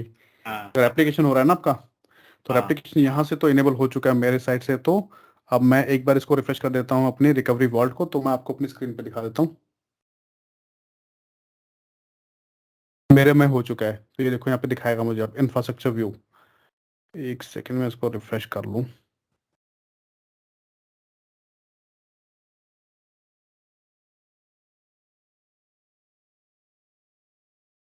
क्योंकि यहाँ नहीं दिखा रहा, तो फिर लेफ्ट हैंड साइड से आप वही सेम टैब, कौन सी, रेप्लिकेटेड आइटम टैब। पहले तो हम देख रहे थे बैकअप आइटम्स, अब हम देखेंगे रेप्लिकेटेड आइटम्स। तो यहाँ मेरे पे को जाएंगे। 5 मिनट चाहिए, मैं 5 मिनट में आ रहा हूँ, आप लोग प्लीज वो कंटिन्यू कीजिए ना, एक कॉल है मेरा। ठीक ठीक है ठीक है।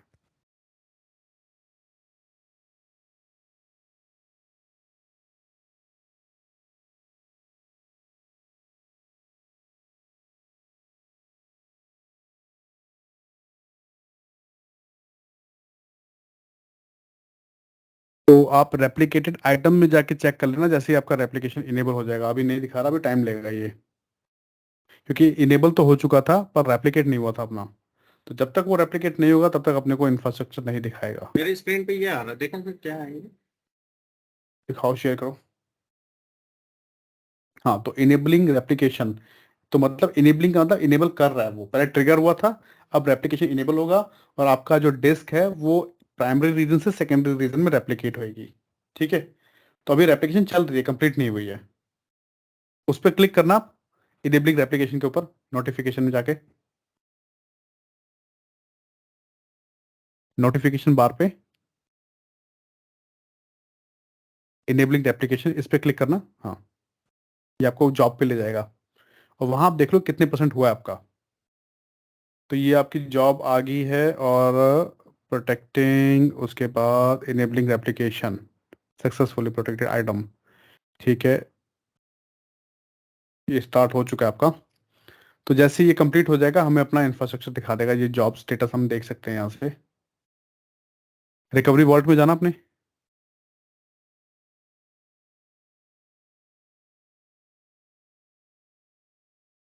और लेफ्ट हैंड साइड से protected replicated item, replicated items. अभी नहीं दिखा रहा ना बच्चों यहाँ पे, तो वेट कर लो।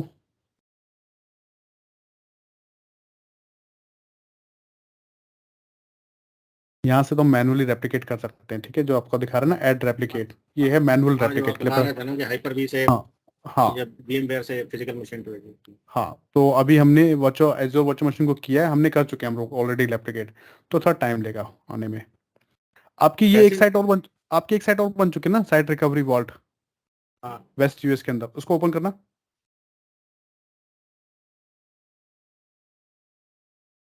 इसके अंदर आना रेप्लिकेटेड आइटम में,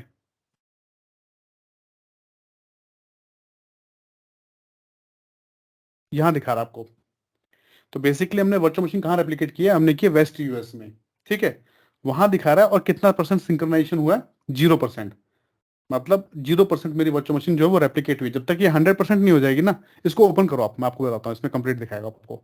इसको ओपन करो, उसी पे क्लिक करो, उसी के ऊपर। हाँ, ये ओपन हो जाएगा। तो यहाँ पे देखो फेल ओवर का ऑप्शन आ रहा है, टेस्ट फेल ओवर का आ रहा है, सब ग्रेड आउट है। Clean up test fail over ऊपर स्टार्टिंग में, है ना। तो क्योंकि मेरा जो सिंक्रोनाइजेशन है वो कितना है, 0% है। जब तक मेरी पूरा कंप्लीटली मेरी डिस्क जो है वो रेप्लिकेट नहीं हो जाएगी प्राइमरी रीजन से सेकेंडरी रीजन में, तब तक ये ऑप्शंस मेरे पास हाईलाइट नहीं होंगे। जैसे ये हाईलाइट हो जाएंगे, हाईलाइट होने का मतलब क्या है, मेरा सिंक्रोनाइजेशन वो डन हो चुका है, तो उस केस के अंदर मैं फेल ओवर टेस्ट कर सकता हूँ।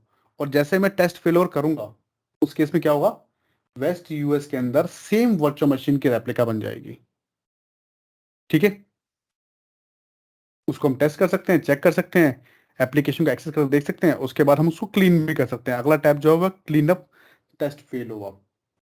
तो वेट कर लो सिंक्रोनाइजेशन के लिए, मेरे ख्याल से ये थोड़ा टाइम लेगा, क्योंकि पूरी डिस्क आपकी जो है वो रेप्लिकेट हो रही है। मैं अपने अकाउंट से देख लेता हूँ।